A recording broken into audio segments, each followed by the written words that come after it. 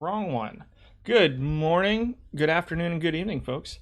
Welcome to the stream. We've got your Silver Tournament Tuesday today. This is your Silver Open Best of 7 32 team tournaments. It's just your standard Silver tournaments.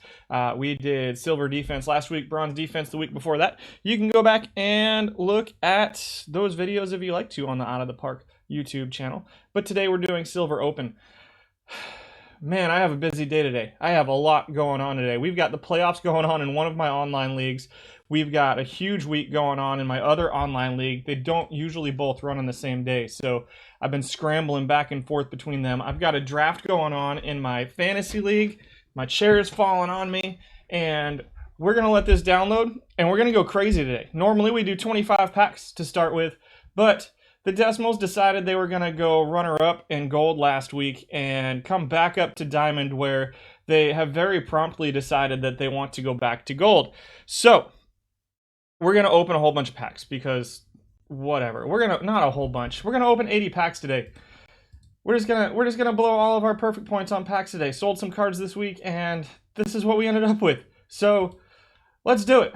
Let's go wild before we get into the silver tournaments stats. So Jen Tim says it's his favorite tourney type. I like silver too. It's pretty fun. And it should be a fun stream today. Need some good packs. We've got, I don't know how many of you watch the OH. We'll just go ahead and get a Bruce Hurst historical gold out of the first pack. Not useful in any collections for me, but still, 1986 Bruce Hurst as a Red Sox fan. That bodes well for our packs today. So here we go, off to the races right away. And, oof, two-way Brendan McKay. John Lester just had to have surgery on his thyroid last week, so best of luck to him in his recovery back to getting back into the major leagues. He's got a couple years left on that contract with the Cubs, I think. One of the guys I wish had not ever left the Red Sox. We'll get a Jake Gibbs and a Bill Buckner in pack number 3. Not, we've dropped over-under on Skybolt polls. We'll go with 12. It's been a while since I got a historical perfect, Bombers. It's been a while. And I would not expect one today. There's a sweet 50-point pack right there. Here in the last couple weeks out of the Park 21. That's all useless. Uh-oh. We got a Pirate, George Gibson. Another player that's not terribly useful in any collections for me, but earned some of that money back, cash money back. You're going under? Gotcha. 74 packs left. My team is getting crushed this week after taking first place last week. The Toronto Blue Jays, for those of you who watch my other streams in the OHBL, the Toronto Blue Jays just beat the Houston Astros in the wild card round. Brendan McKay with a solid victory for them over there. Los Angeles and Atlanta are getting started here right now for the National League wild card. Those are the only games in that league today. That's a pretty ugly pack right there. What's up, Whip? Pick a winner between Los Angeles and Atlanta. I'm going Atlanta. Acuna and Albies coming back a couple weeks ago. Just too much. 70 more. This might have been too many packs. We're going to burn through the packs pretty quick. Domingo Santana in this one. Chris Mazza for the Red Sox. 70 packs left. Boy, does Bobby Dahlbeck look pretty good so far. We'll take a Matt Carpenter here in this pack. Never pulled any perfects in 4 months of playing perfect team, and now you've gotten perfect 3 days in a row. Awesome. I love that back. I can't wait to see the perfect back on the Out of the Park 22 cards. It changed just enough this year that I was like, oh yeah.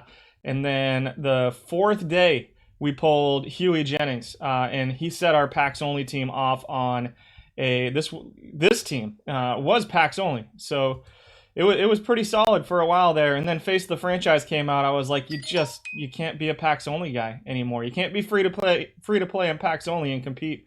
As much as I would love to say that I could. 3 gold historical cards so far today. That's an Ivel Goodman from 1938, part of the Gold Low Cincinnati collection. A duplicate for us, so he'll probably get sold. Morning, Sean. You don't think Dave Scalfini can hold the Dodgers offense? We'll see. Bob Boone, solid defensive catcher in bronze there. Steve Yeager is a sometimes selected catcher for cap tournaments. Occasional. Nice little live pack here. I really don't like Wade Miley. I am not a big fan of Wade Miley. That's a story for another day. I've told it on stream before. Me and Wade Miley, we don't get along. He doesn't know that.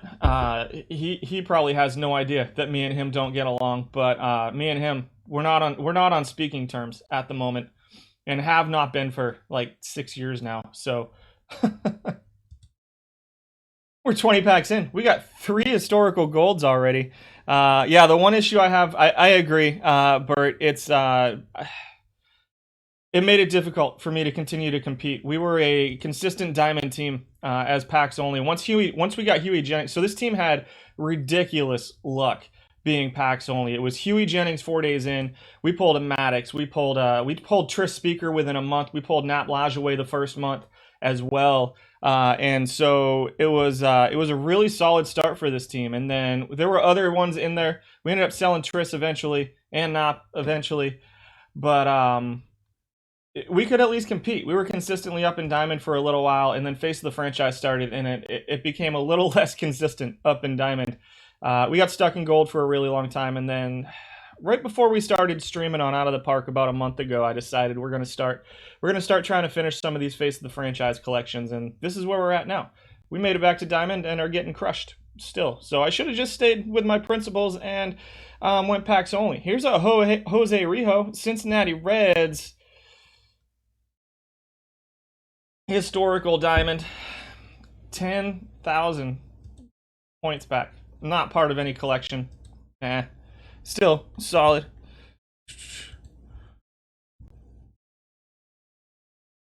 $30 packs in. The wrong one, yeah. Jeff Robinson, Roberto Perez. Let's see. Anybody I want to talk about? Nope. 30 packs or so in. Here comes another ugly pack. Yuck. Not a single usable card in there. Hoping for a decent season as a backup for the Red Sox from A-Rouse. Delano DeShields, not junior. Meh. Pulled a Diamond Cherry McGee today. Nice. Silver and gold now. Yeah, couple good pulls already today. I have no complaints about today's pulls. It has been solid so far. Let's see. We got a Ken Griffey. Usable. We'll see where he ends up today. If he's on any of the silver lists. I don't want to spoil anything for you. Future versions need to have a diverse upper tier so that different builds are more viable. I agree. I hope that they're working on that too. Here's a live diamond, Alex Bregman. Solid 4,000 points back. Don't usually earn my points back, sadly. You haven't seen a gold in a couple weeks, Whip? You need some help. Here we go.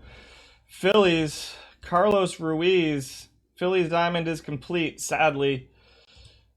And he probably not usable in any format, unfortunately, as a 90 rated catcher. Defense isn't good enough. Contact power not quite good enough to be usable. Meh. Yeah, we got good luck so far today. 3 diamonds, 3 or 4 historical golds already. So we'll see. I can feel it. I'm feeling hot packs today. I really am. My team's 1-3. Dropped out of first place, so that's sad. Ugly pack there.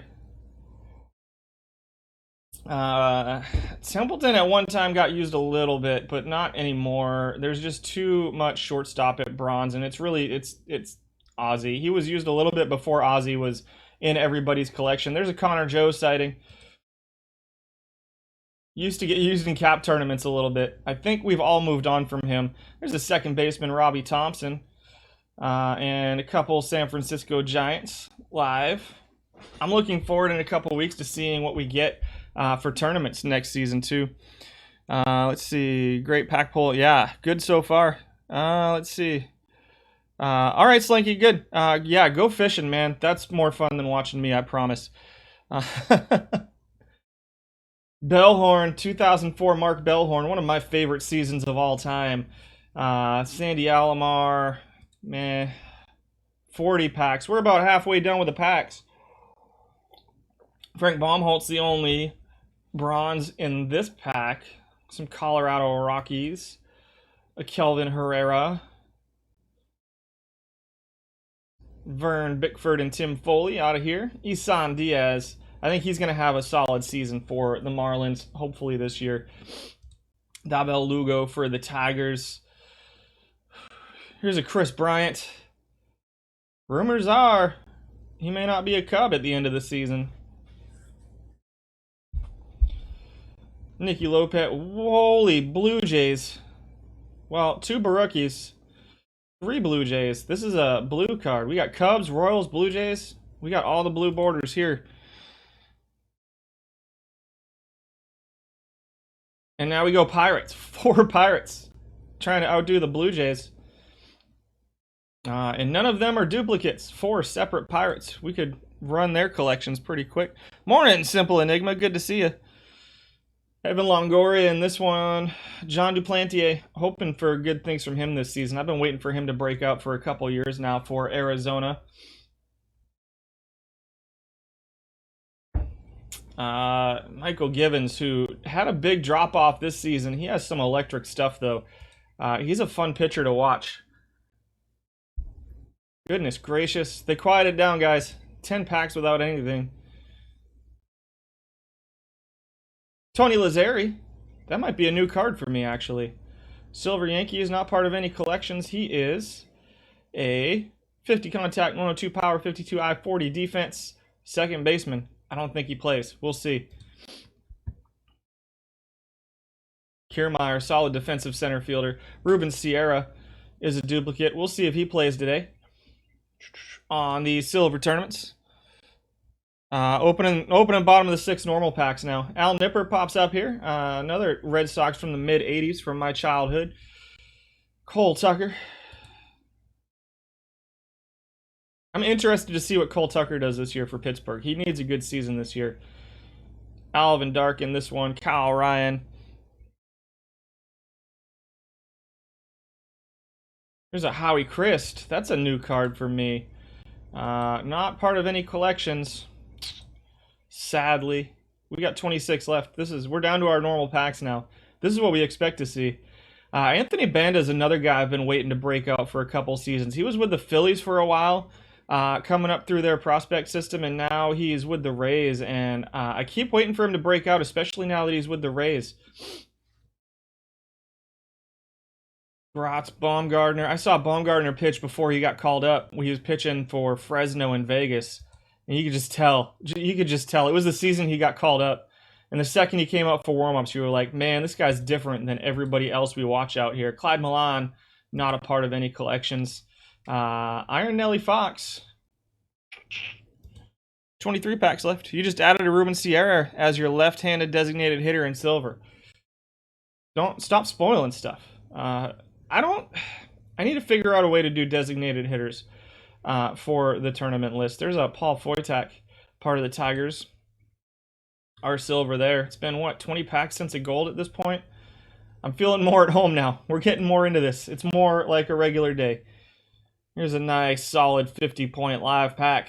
Skybolt.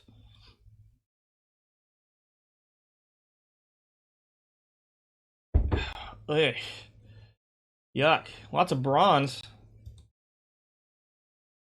No through 5 for DeScalfini. Outstanding. Brandon Nimmo. Finally a gold. It's a live gold. We got 18 packs left. Atlanta's up 5-0 in the wild card on Los Angeles in the OHBL. Zunino, Kipnis. We'll be streaming their playoffs, their division series tomorrow, so that should be fun. Matt Q. 1978 one-hit wonder for the A's. Hal Newhouser. Not the one we need. Benintendi, no longer a Red Sox. That outfield is all gone. I have Complaints. Uh-oh. There it is. Perfect. Curt Schilling, historical legend. This is one I think I needed for a collection of for all of the collections. That's a 170,000 point card. We just earned our points back. Outstanding. Thanks, Bombers. You called it. Very nice, Sid the Lizard. Boom. There we go. I don't know if he plays on the team. We'll have to check him out and see if he plays over any of our other pitchers, because our other pitchers are not very good. We'll take a screenshot of that one. That's a good one for the Fire Poles thread. We'll definitely probably play. I will not say anything else about him other than that's a pretty sweet looking card. We'll take a Sal Perez in the next pack. Solid day of packs today, guys. Solid day of packs. Still a no-hitter. On to the 6th for De Scalfini. 12 packs left. We'll see if we get another one. Let's get another one. Come on. Willy Adams, slick fielding infielder for the Rays. I'm really excited to watch some of him this year. I really like good defensive shortstops, and he is a lot of fun to watch. A little bit of a noodle bat, but he's a lot of fun to watch.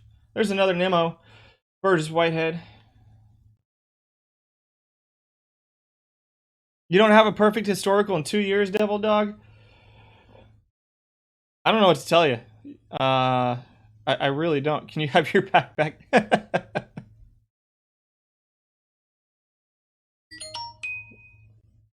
Such a disappointing day. Breivik Valera, Mark Quinn. Interested to see what Valera can do this season, too.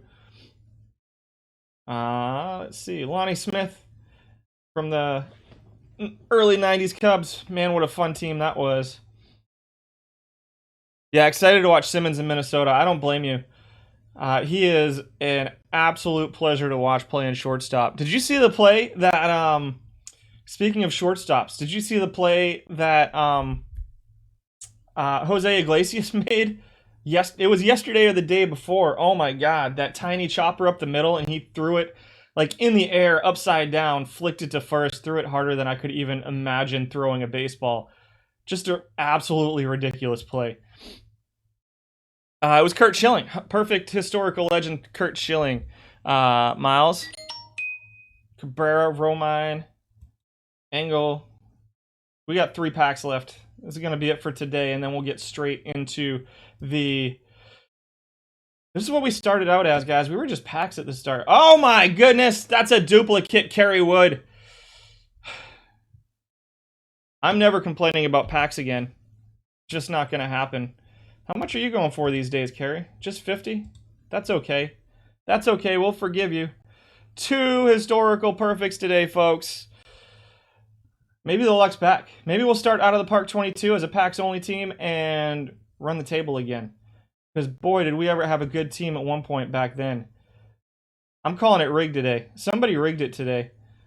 I don't know what that was all about, but I don't know what that was all about. I really don't know. Kerry Wood is phenomenal. He's cooled off a little bit. Let me show you what I've gotten out of him. I have not had great teams. He dropped 10, 15. I got him a couple months ago, and he put up some seriously silly numbers here in gold. And still, even at gold, so he struggled a little bit at diamond, but some of that is that my team just wasn't very good at this point. At that point, we pulled him right around the time the second face of the franchise card started dropping, and so my team just wasn't really competitive anymore at that point. You can see he just cleans up in gold, though. Not one season, looks like one season out of all of them above a 4 ERA in gold. And he's been okay this year in diamond now that we have a decent defense behind him. Let's check out Curt. Let's check out Schilling. Curveball's a little low, but a good splitter, slider, fastball, cutter, curveball, changeup. 117 stuff, 85 movement, 94 control. Who did we replace? Maybe Newhouser. Probably not Newhouser. Let's see. Maybe move Plank to the bullpen and drop Dutch Leonard finally. What do you think? Get rid of Leonard? Can you say perfect points and stream in the same? I get it. I think we drop Leonard, I think, let's see. Leonard's got a 312 this year. Koufax has been struggling. He's been very up and down for us. I don't think Koufax plays very well up here in Diamond, so I think we're going to drop Koufax this season and throw Schilling into the rotation, perhaps, and drop Sale into the bullpen, maybe? You think Leonard out instead of Koufax? Leonard's been a little bit more consistent for me than Koufax. This is also not the perfect Walter Johnson. This is the 98, but it's still a pretty solid card. I really think Koufax has got to be out. You think Plank is garbage? Let's see. He's been solid for me. He's the only good pitcher I've got right now, so we're going to hold on to Plank for now. Koufax's movement is so low as to be scary to me. Plank to the bullpen. Let's see. We want Leonard out, Plank to the bullpen. I think Walter, God, it's so tough. I think Johnson's out. He's been struggling. He's been on the struggle bus for like 4 seasons now. We're going to drop Walter Johnson. We're going to move Plank to the bullpen, that position to reliever, and we're going to bring up Curt Schilling. And Schilling's going to go into the rotation for, well, Plank was already in the bullpen, so we're going to move Feller. What are you doing for us this season, Bob Feller? An 11-12 earned run average? Are you serious? And he gets, you know what? Schilling's getting the start today, and we're going to get to see how he does. Feller's going to the bullpen. We're submitting that team. We got 8 minutes left. Let's get into some tournament stats. We'll check on Curt Schilling here in just a little bit and see how he does in his first game with the decimals. Dutch has been up and down. He's actually been pretty good for the most part, especially in gold. You can see even my one season in Diamond a few weeks ago, he dropped a 283 earned run average, so he was pretty solid then. Right now, a 312. He's been pretty solid. The control's a little bit low for my liking, but the screwball really adds something to him. So I think that I'm glad we stuck with him. I think that if Koufax continues to struggle, we'll probably bring Johnson back up and throw Koufax to the Wolves. And we're going to have to put Kerry Wood up for auction. We'll just put him up for last 7. So if anybody's looking for, see, last 7's 49.5. Earn some packs back for Kerry Wood. There we go. Leonard's been pretty solid. Otherwise, the team has been mostly okay. Bruce Sutter's been awful this year. It's mostly face of the franchise stuff. Cupid Childs, our Iron Warriors guy that we got our reward last week, has been okay. Dropped 2.3 WAR in a platoon last year, which is not too bad. Fielding wise, at first put up a 0.5 zone rating as he was training up, hoping for a little bit better out of him this season. Looks like 70s as high as he's going to get at first base though, so we'll see. We might see, since we're totally out of it, we might try training him up at shortstop and third base this season as we go along and see if he can't get ready for the next couple weeks down in gold, where I am sure we're going to be back to. I did make a change to the lineup. I threw Biggio in there at third base against left-handed pitching because Ripken just wasn't cutting it against left-handed pitching. So Biggio is getting the platoon with Ripken, and those are the changes I made to our lineup. There's not a ton of left-handed pitching up here, it doesn't look like. He is short for a first baseman. Agreed. He's getting hurt a little bit there. Still, I'll take league average first baseman. It's totally fine. Let's see, do we have hits yet? 4 hits for the Dodgers. Braves still up 5-0 into the bottom of the 8th, looking to add some on. So not as good as the Toronto-Houston game so far, which finished 3-2. And we'll get to see, again, the division series next week. Silver. So these are your silver best of 7 tournaments, 32-team tournaments, quick start. Let's get rid of our formula line so you guys can't see all of that stuff up there. We'll try to get everything on the screen for you. This should have been done earlier, but there you go. You should be able to see everything now, right? Right? And let's bring up the data. Let me make sure it's accurate right now. Nope, not that one. This one. Yeah.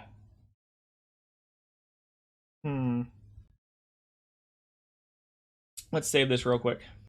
And then let's bring these down and bring it back up.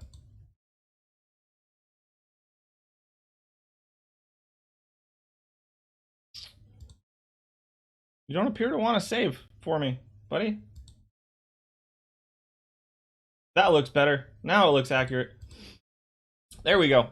Saved and updated. We've got 712,000 plate appearances worth of data in here. We have, so far in silver, well, for all time, we've got 56% right-handed pitching. Current 56% right-handed pitching. So it's right around normal. Not too big of a change here. On the hitter side, we got 38% lefty, 42% righty, 19% switch. It's pretty set. The meta for silver is pretty set. It's not going to change too much the next couple weeks. We've got 170,000 innings pitched worth of data here as we go through these. We're going to hit all of the we're going to hit everything through shortstop. We'll take a break, check out Curt Schilling, and then Curt Schilling's first start as a decimal, and then we will take a quick break so I can refresh and get coffee number 5 on the day. I woke up early today, so they're getting chugged, and refill the water and all that stuff, and then we'll finish it out with the outfielders and the pitchers. So how about it? Let's get started. Hank Gowdy at number 9 for the catchers. He is your 9th most used, so he slots right in there. On-base average, weighted on-base average of 262 for him. A little bit of power. 3rd among catchers in power with 20.2 over this period. 2nd all-time with 21.54.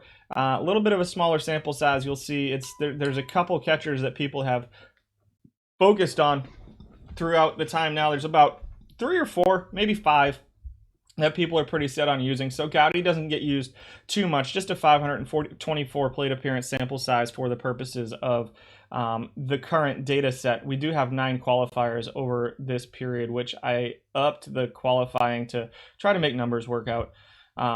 And so that is Hank Gowdy at number 9. At number 8 is your 5th most used all time, Jody Davis. Jody Davis is showing a 28.3 caught stealing percentage. Maybe we'll see. I tried to take care of all those. Stupid question of the day. What exactly does it mean when a card player is called meta? So when I say meta, I mean it's generally what people are using. I won't say I hate the term. It gets used a lot because it's like, so if you look at the right side of the screen, you'll see the starting pitching right now, mostly right-handed, 56 versus 43 left-handed pitching. So when they say meta, they say that's kind of what the trends are, and somebody in chat can probably explain it a lot better than me. I am really trying to come up with a better term for it that I can use because I don't love it. I think DRC may have coined it, but it's just kind of the trends on what's going on in the league and how you can combat that as like playing a lot more left-handed batters or go reverse meta or stuff like that. Like, so if you're seeing a whole bunch of right-handed pitching and you're like, oh, everybody's going to have a good lineup versus right-handed pitching, let's go left-handed instead. You can try that out. It doesn't always work. So, you're always at the mercy of the random number generators. Let's silence you, for crying out loud. Somebody's trying to message me over there from one of my leagues. Jody Davis, however, comes in at number 8. He's number 3 in caught stealing. Number 7 in catcher ERA, 1.16 stolen bases against per game has him 3rd. So pretty decent defensive catcher. Offensively, a 265 weighted on base average isn't going to be great. It's 50 points below league average almost. Again, a little bit of power here, 24 over the course of this reporting period, but just 18 all time. He does rank 12th out of 12 all time in weighted on base average at 248. So you get a decent defensive catcher with limited offensive abilities when you're using Jody Davis with a little bit of power thrown in. I don't love the I and avoid K's combination for him. It can work potentially here at silver. I don't love it though. And so he is only your 5th most used. He's not one of the huge, more used catchers in this format. So I don't necessarily disagree with where he is on the list because there's not a ton of other usable players above him here in silver. At number 7 is Charles Zimmer. Zimmer is the 7th in weighted on base average over this period, 4th in caught stealing percentage with his 88 catcher arm. If we look at Davis's, they're exactly the same. Davis with a little bit more catcher ability, and they're right about the same at catcher. So we can consider them, for all intents and purposes, equals defensively. 28.1 caught stealing percentage, 4th in catcher ERA, again, whatever. Stolen bases against per game of 1.11 for Zimmer. Decent zone rating, fielding percentage. Again, as a catcher, we don't really care. Offensively, Zimmer gives you a little bit more on base and kind of singles, doubles, and a lot less strikeouts than Jody Davis is going to give you. What he does not give you is the power. He has none. He also gives you a little bit of speed that Jody Davis isn't going to give you. So, it's kind of pick your poison at that point. They're mostly equals defensively. Offensively, Zimmer leans a little bit towards left-handed pitching. Not quite enough for me to say you need to platoon him. It's only like 2 or 3 points in all 5 of the rating categories there. So it's not really a platoon. He can play versus either lefties or righties, but he's not the best. He's not even close to one of the best offensive catchers, but he is a decent combination of speed and offense and defense as well. So I don't hate Charles Zimmer in this format. At number 6, Mitch Garber. This is your 2020 live Mitch Garber, who is number 1 in home runs among catchers.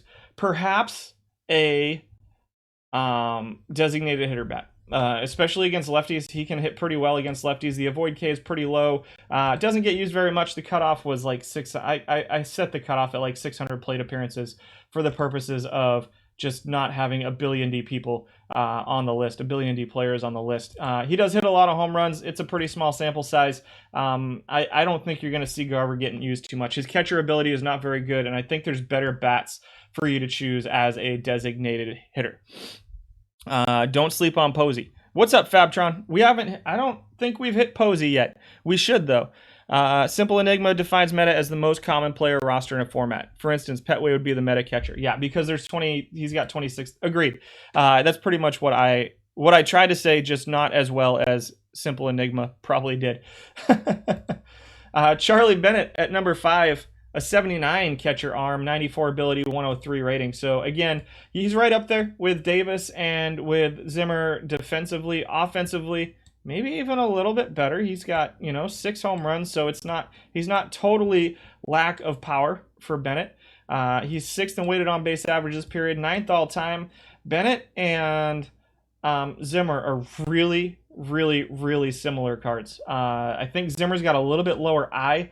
If we go back, Zimmer's got a little bit higher avoid K and a little bit lower I, but outside of that, they're pretty darn similar. It's like 8 points of arm towards Zimmer, so it's kind of what do you want out of them? But they're almost the same card. It's crazy how similar they are. And so a 286 weighted on base average this period for Bennett. He rates 6th all time. Defensively, he's 6th in caught stealing percentage, number 4 in stolen bases against per game. Sid says he's been using Bennett lately. And Bennett's, I think Bennett's okay. I think he's a well-rounded option here. And so he's not really elite at everything, but he's pretty well rounded, and he's not going to kill you, and he's going to play okay for you when he goes out there and plays. I don't think he's I think there's a lot of good choices at catcher in this format, and we'll talk about Pettway when we get to him and why people run him. Number 4 is Posey. Posey is not all too dissimilar from those other guys. He's slower, obviously. The arm's a little bit lower. The catcher rating at 87, catcher ability at 83. But what Posey does have is both the good eye and good avoid Ks. He does hit a little bit more versus lefties. He's a little bit of a platoon versus lefties, but he's putting up good numbers, guys. 299 weighted on base average, 293 all time for 6th among catchers. A little bit of power, not quite 10. Had a good period this time. Again, not going to steal bases for you. Probably shouldn't be stealing bases, but a 300 on base percentage, 360 slugging.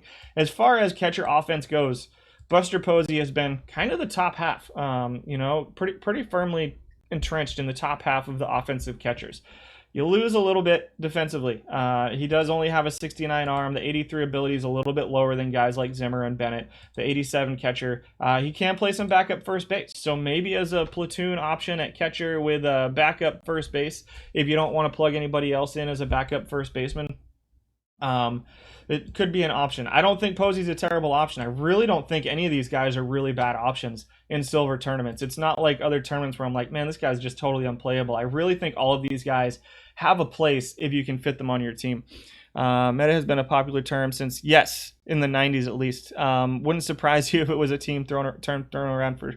Yeah, it's a word that gets used a lot in card games and stuff like that, and it just got kind of pulled over to this. I'm really trends. That's why that's why I call the stream like stats and trends. I don't want to be like this is the meta. It's just I feel like we can come up with a better term for it, but I'm not trying to step on anybody's toes either. At number 3 is Smokey Burgess. He's your fourth most used catcher with almost 5,000 plate appearances for him. Again, the arm ability and catcher's ability are all a little bit lower than those other guys. You'll see caught stealing percentage is pretty bad. Stolen bases against per game is pretty bad. It's up to you how much you weight the defense, right? So it's 23.8%, 5%. You're looking at that's pretty bad compared to some of the other guys who are at 28% or so. What does he do? Some home runs. He's got a little bit more power than some of those other guys to go along with the avoid Ks. Only 35 strikeouts per 600 plate appearances is pretty solid. Number 2 in batting average over this period, but 254. So he outplayed his all-time stuff just a little bit over the course of the last reporting period. And number 1 in OPS among catchers. 683 OPS, and then 4th in weighted on base average. So he gives you a little bit of power, just a little bit more power than those other guys with a little bit of avoid Ks. The eye is comparable. I know the 43. He does lean towards righties. Pretty big split versus righties, which when you're looking at the amount of right-handed pitchers in this tournament format, that makes him maybe a little bit more viable, just because, and that's probably why he's putting up good numbers. I don't necessarily love him versus lefties.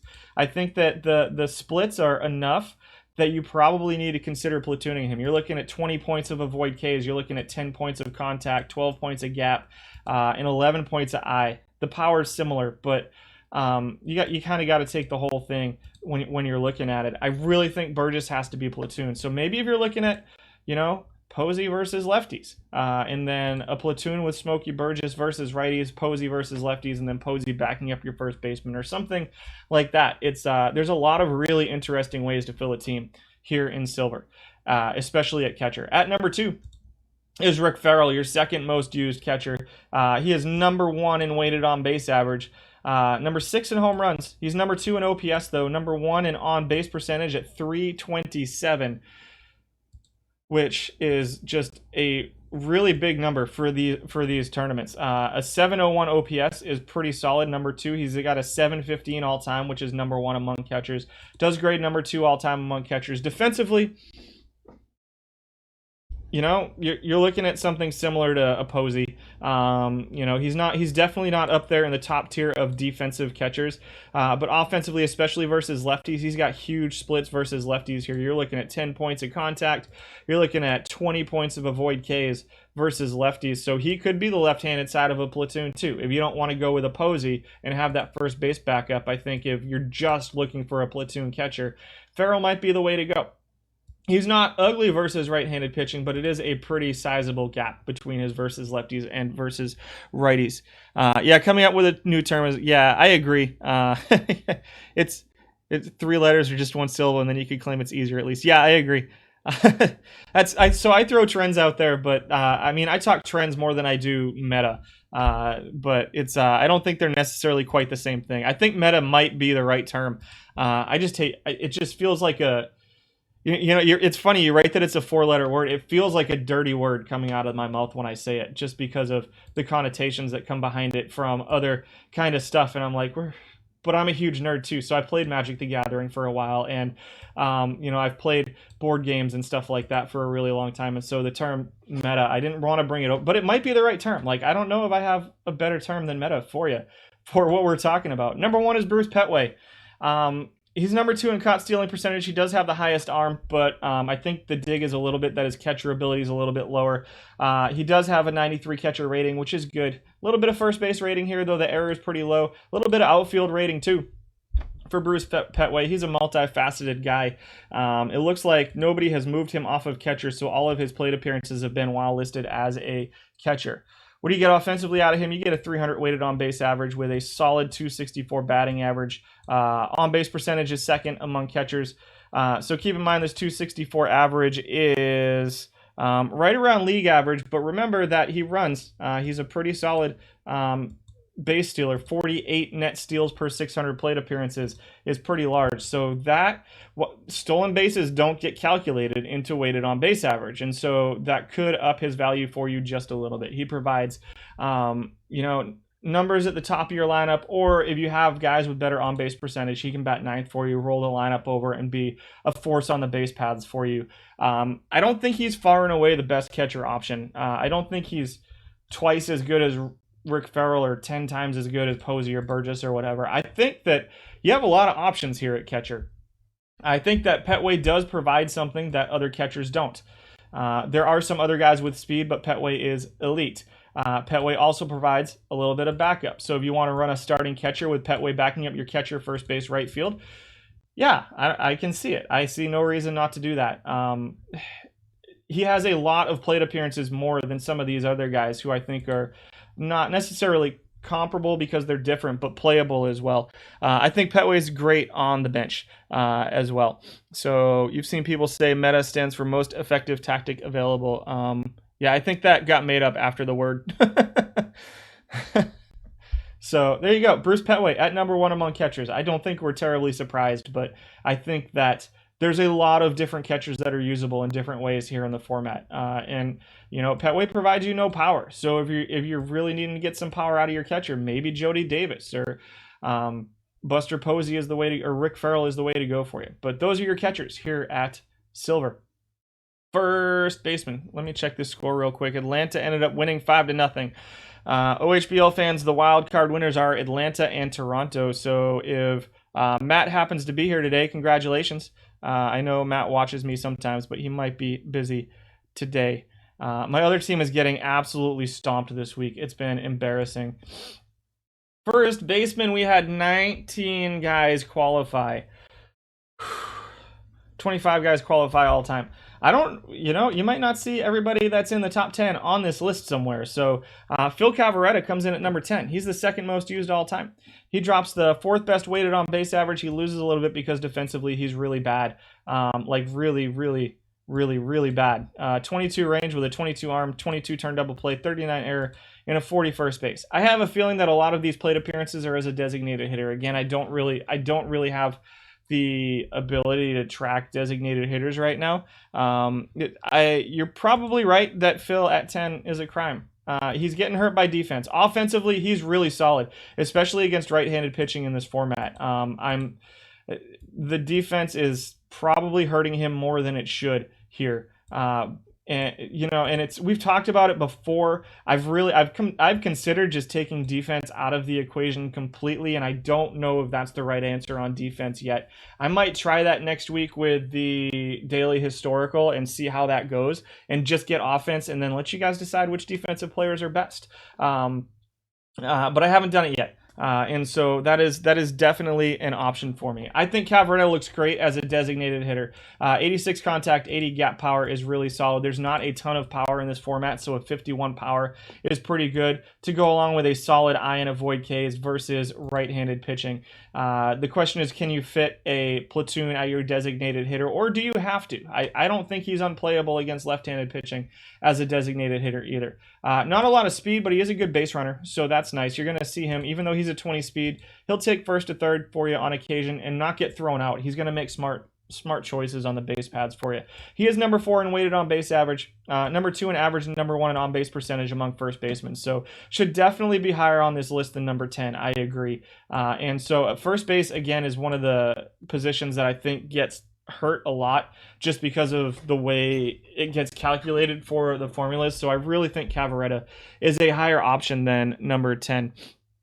You bet you're 70% of my Tino at bats at number 10. We'll see where he ends up. I don't think I'm playing. I don't even know what my silver team looks like right now. Number 9 is Bill White. A little bit better defensively, so you're looking at one of your good defensive first basemen here with a 57 range, 48 error. I don't pull height, so I don't know the height of all of these guys, but keep in mind that height plays a really big factor in zone rating for first baseman. It's a huge factor in the game. That is, it's I won't say hidden, but it is a factor. And so I don't know what Bill White's height is, but he's got a 75 first base rating with a 57 range and a 48 error, which you can live with. I look at error more than I look at range, but a 57 range and a 48 error isn't bad. Again, splits versus righties for Bill White, but still not great offensively. I don't expect to see him getting used too much after this. He's a 318 weighted on base average, which is 11th out of your 19 qualifying first basemen. A little bit of power, top 10, top half in power with 24 home runs, but the combination of I and avoid K and the huge splits, you're looking at 20 points in just about every category, 10 to 20 points in every category of splits. So he's really got to be a platoon, and first base is a tough place to want a platoon too. So he comes in at number 9, mostly based on his defense. Don't love his offense at first base. Number 8 is Willie Mccovey, not even on the list. He ranks 12th all time. Defensively, not great. The 33 range arm double play with a 29 error. A little bit more range arm double play with a lower error than Cavaretta, but a better first base rating is helping him out at first base defensively. Again, splits versus righties, you got 70 contact, 62 gap, 90 power, 56 I for Mccovey as well. He's not good enough defensively for me to play him because of his defense. He's not good enough offensively for me to play him in spite of his defense either. He does hit almost 30 home runs per 600 plate appearances, but again, that's only 500 plate appearances, 1737 all time. It looks like he's probably right around top 15 most used all time. Again, big splits versus right-handed pitching here for Mccovey. He comes in at number 8. You like the overall look, and then you can remove the defense to talk about designated hitter. That's really cool. Fair enough. So I probably will leave the defense there just for for discussion purposes. But I think that we're probably in the future just going to start looking at offensive numbers because I think, or I might factor ratings in or something.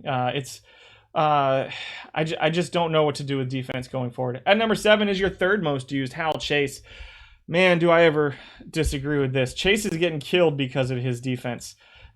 He's number 1 in batting average over this period, number 2 all time, 4th in weighted on base average all time among first basemen, 3rd in this period. Steals a little bit, 70 speed, 78 steals. You think all offense is the way to go? Okay, we'll fix that for next week. We'll make sure it happens for next week then. I think that's kind of, I wouldn't say it's a consensus at this point, but I think that we have enough on board that I think defense is going to get killed for next week. We'll definitely still talk about it.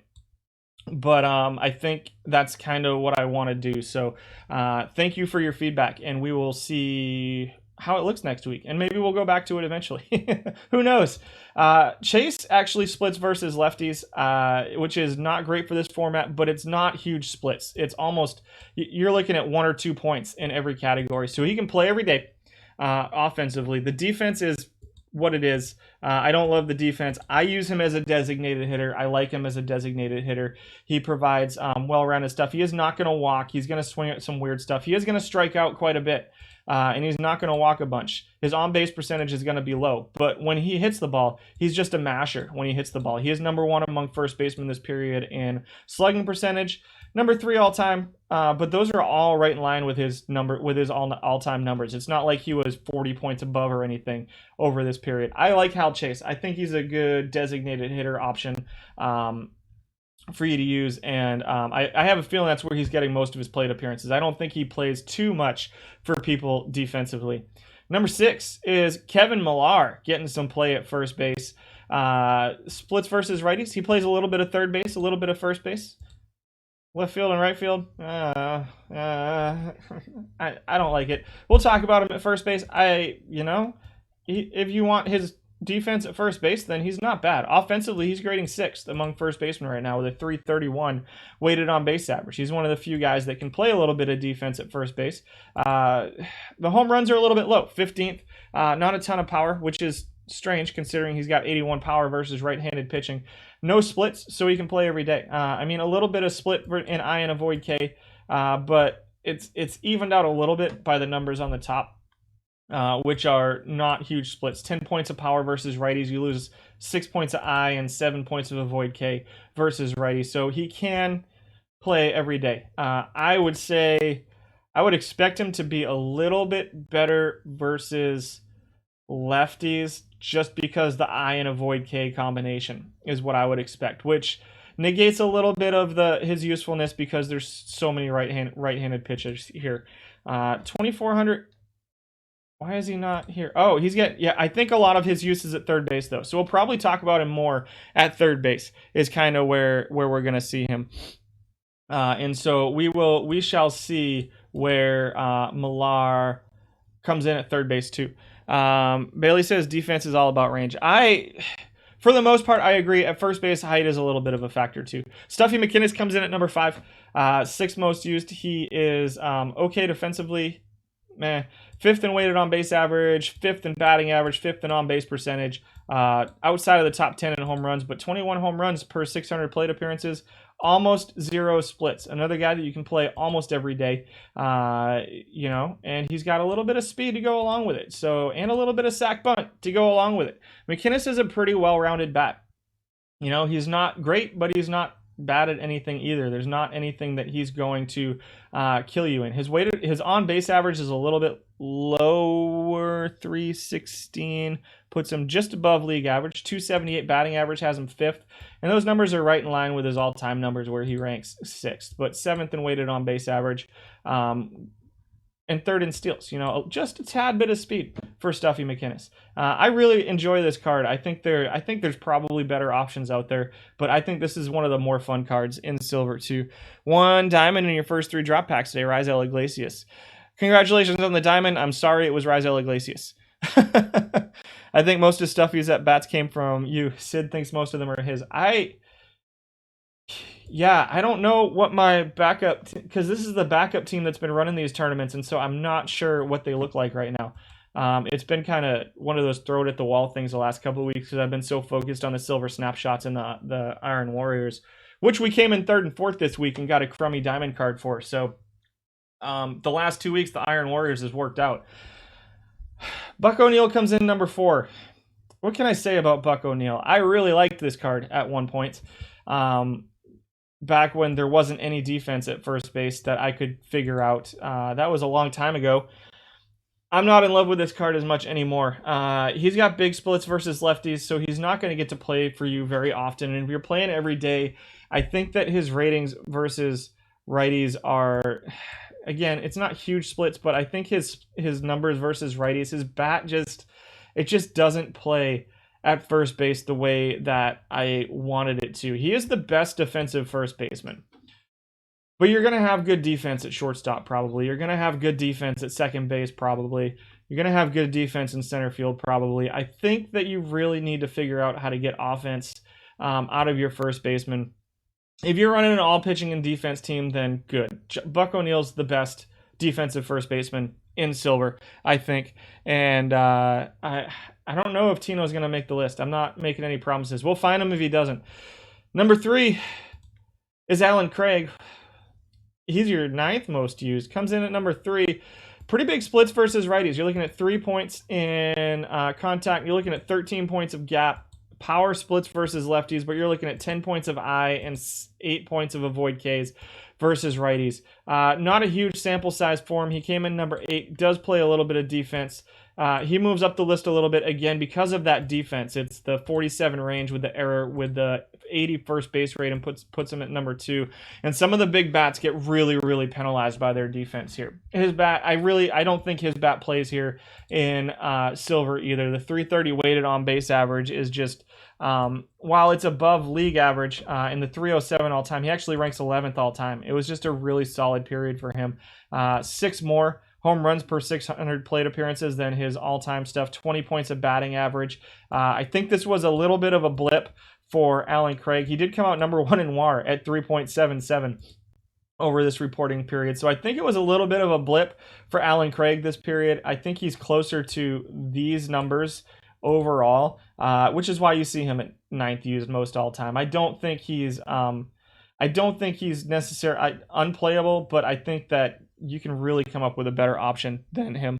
Tino's average and on-base percentage are pretty bad in your stats. We'll see.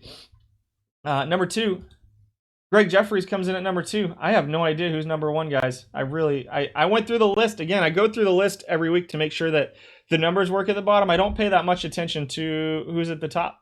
So I like getting surprised as much as you guys do. Greg Jefferies is number 2. And so he grades number 2 in weighted on base average, which is strange to me. I'm a little surprised to see him grade out that highly in weighted on base average. It is right in line with his all-time numbers. His defense isn't great. He's not getting penalized as much as some of those other guys, though. The power versus lefties, he's got a pretty big power split, pretty big contact, pretty big gap split versus lefties, and a huge avoid K split versus lefties. Almost to the point where I say he has to be platooned, which is where it gets strange. Because if he's getting platooned, then how much is he really playing? And this isn't a huge right-handed pitching, left-handed. It's not like last week where we saw like 80% right-handed pitching. So it's 56 and 43. There's a lot of right-handed pitching. It tends to lean towards right-handed pitching. I think I think he's playing a lot as a platoon versus lefties, maybe as a designated hitter, perhaps, versus left-handed pitching. I don't think he's unplayable versus righties, but these are pretty big splits. He can run too. I mean, he's got speed. He's got a solid bat with good speed to go along with it. 3rd in on-base percentage, 2nd in weighted on-base average, 322 on-base percentage all-time. The slugging's a little bit lower. Again, first base is one of the few positions you can get a lot of power out of. So Jeffries at first, you lose a little bit of that power. But it's not a huge difference between him. Didn't see who was number 1 in power. I don't think the number 1 power guy made the list. It's probably somebody with like 700 plate appearances that hit a whole lot of home runs at one point. He's a switch hitter, which is why he's getting used a lot. So people look at switch hitter and they're like, oh, he's not going to have any splits. And so he definitely has the bird profile, but you found his power to be worth it. He plays full-time for sure. Yeah, Jeffries plays full-time. I agree. I don't think these are so bad that you have to, like even versus righties, he plays, right? This is a card that if he played good defense at first base, he's probably a gold. You're probably looking at an 80 or an 81, and he's not so bad that he's unplayable at first base or as a designated hitter. I think Jeffries is a really, really solid option, and I'm pretty sure he's the one I'm running out there. Number 1 is Wally Joyner. Over a 721 plate appearance sample size. Wally Joyner put up a 343 weighted on base average, which is just above his 341 all-time at 1,332 plate appearances. Splits versus righties a little bit. We got 4 points of contact, but the gap is 16 points lower, 17 points lower versus righties, 15 points of power, 10 points of I, and 13 points of avoid K. Joyner's going to hit right-handed pitching. You're probably going to want to platoon him, unless you really just want to double every now and then. He's putting up good numbers. 786 OPS is pretty solid.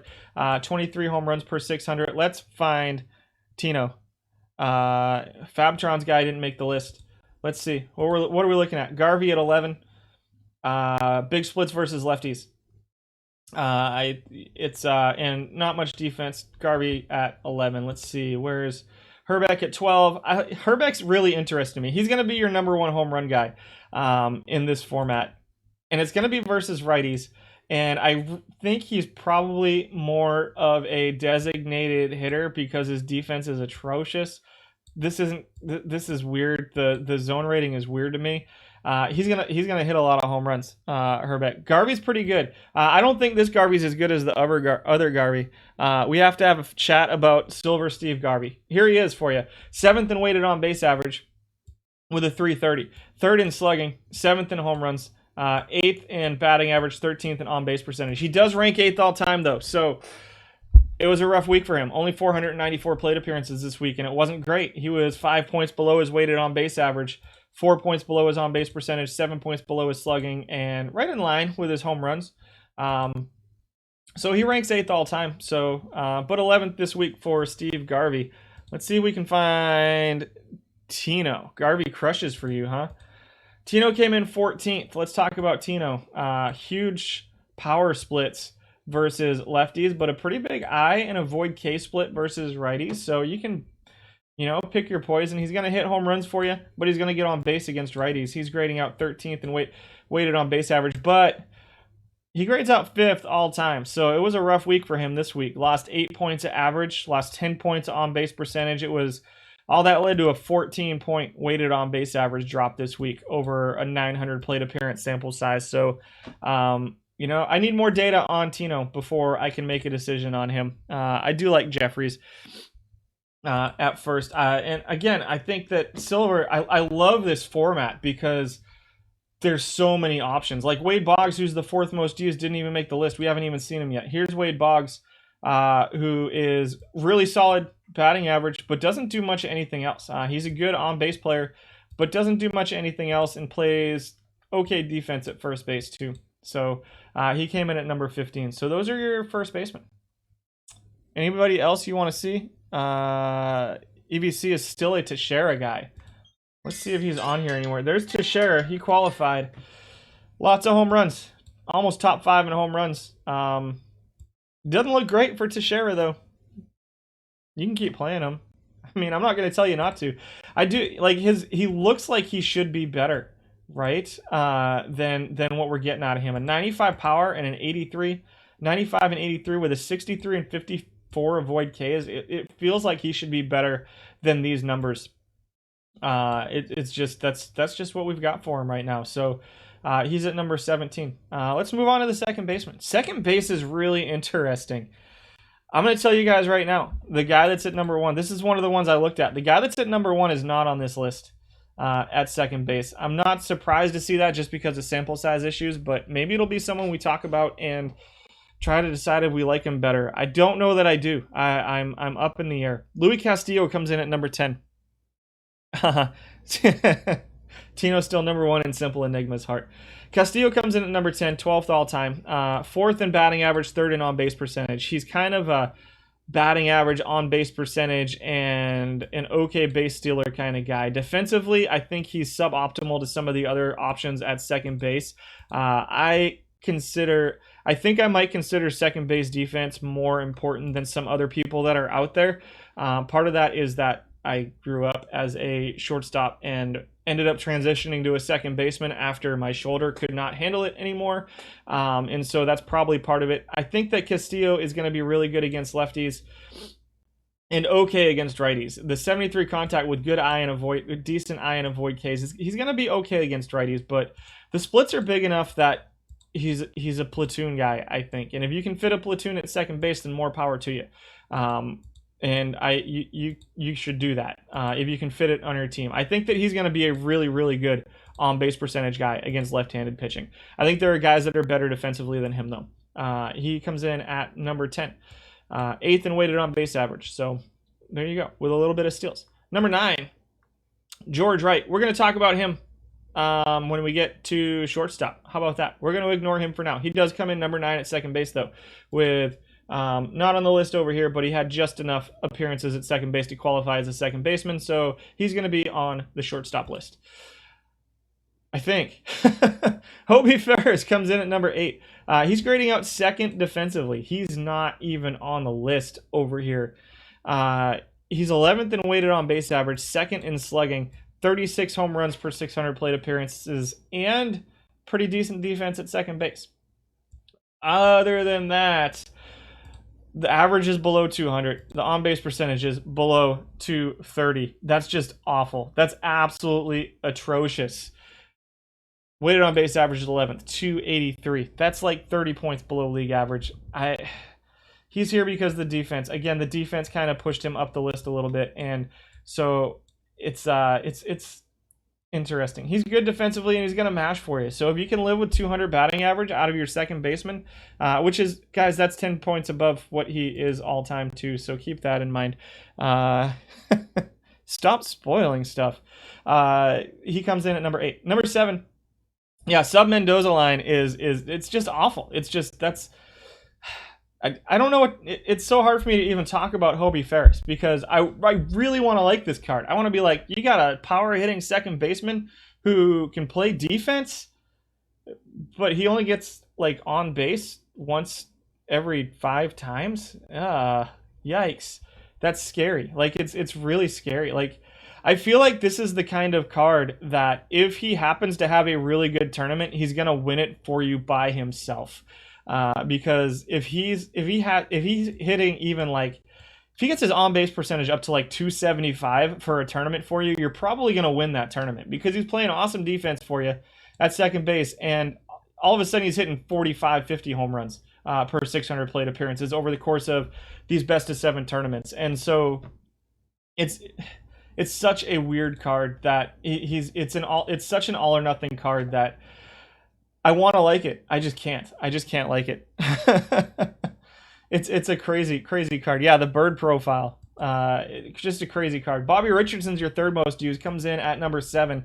Grading out 8th defensively at 3.78. We'll see who's better than him on the list. 292 weighted on base average. Pretty good avoid case. He's never going to strike out. Only 30 strikeouts. This guy's going to put the ball in play all the time. He's also not going to walk. Like the ball is in play every time this guy bats. What it's going to do while it's in play is he's going to be a 265 batting average. It's going to be singles, probably some doubles thrown in, pretty heavy splits versus left-handed pitching. The splits versus righties is 65-71 with a 93 avoid Ks versus righties. It's good. The 28i is pretty scary. But he's going to put the ball in play. Like, he's going to swing at everything. He's going to put it in play. Solid error rating of 92, 93 second base rating, 79 range is on the upper levels, but not great. It's not elite at second base, but he's going to play pretty good second base for you. All time, he's hitting a 298 weighted on base average, but a 267 batting average. So his batting average is a good 5 points above average. His weighted on base average is a good 10 points below. It's singles. Not a ton of speed, a little bit of bait, like a positive contributor on the base paths, but not a reason I'd put him in the lineup. Bobby Richardson at number 7.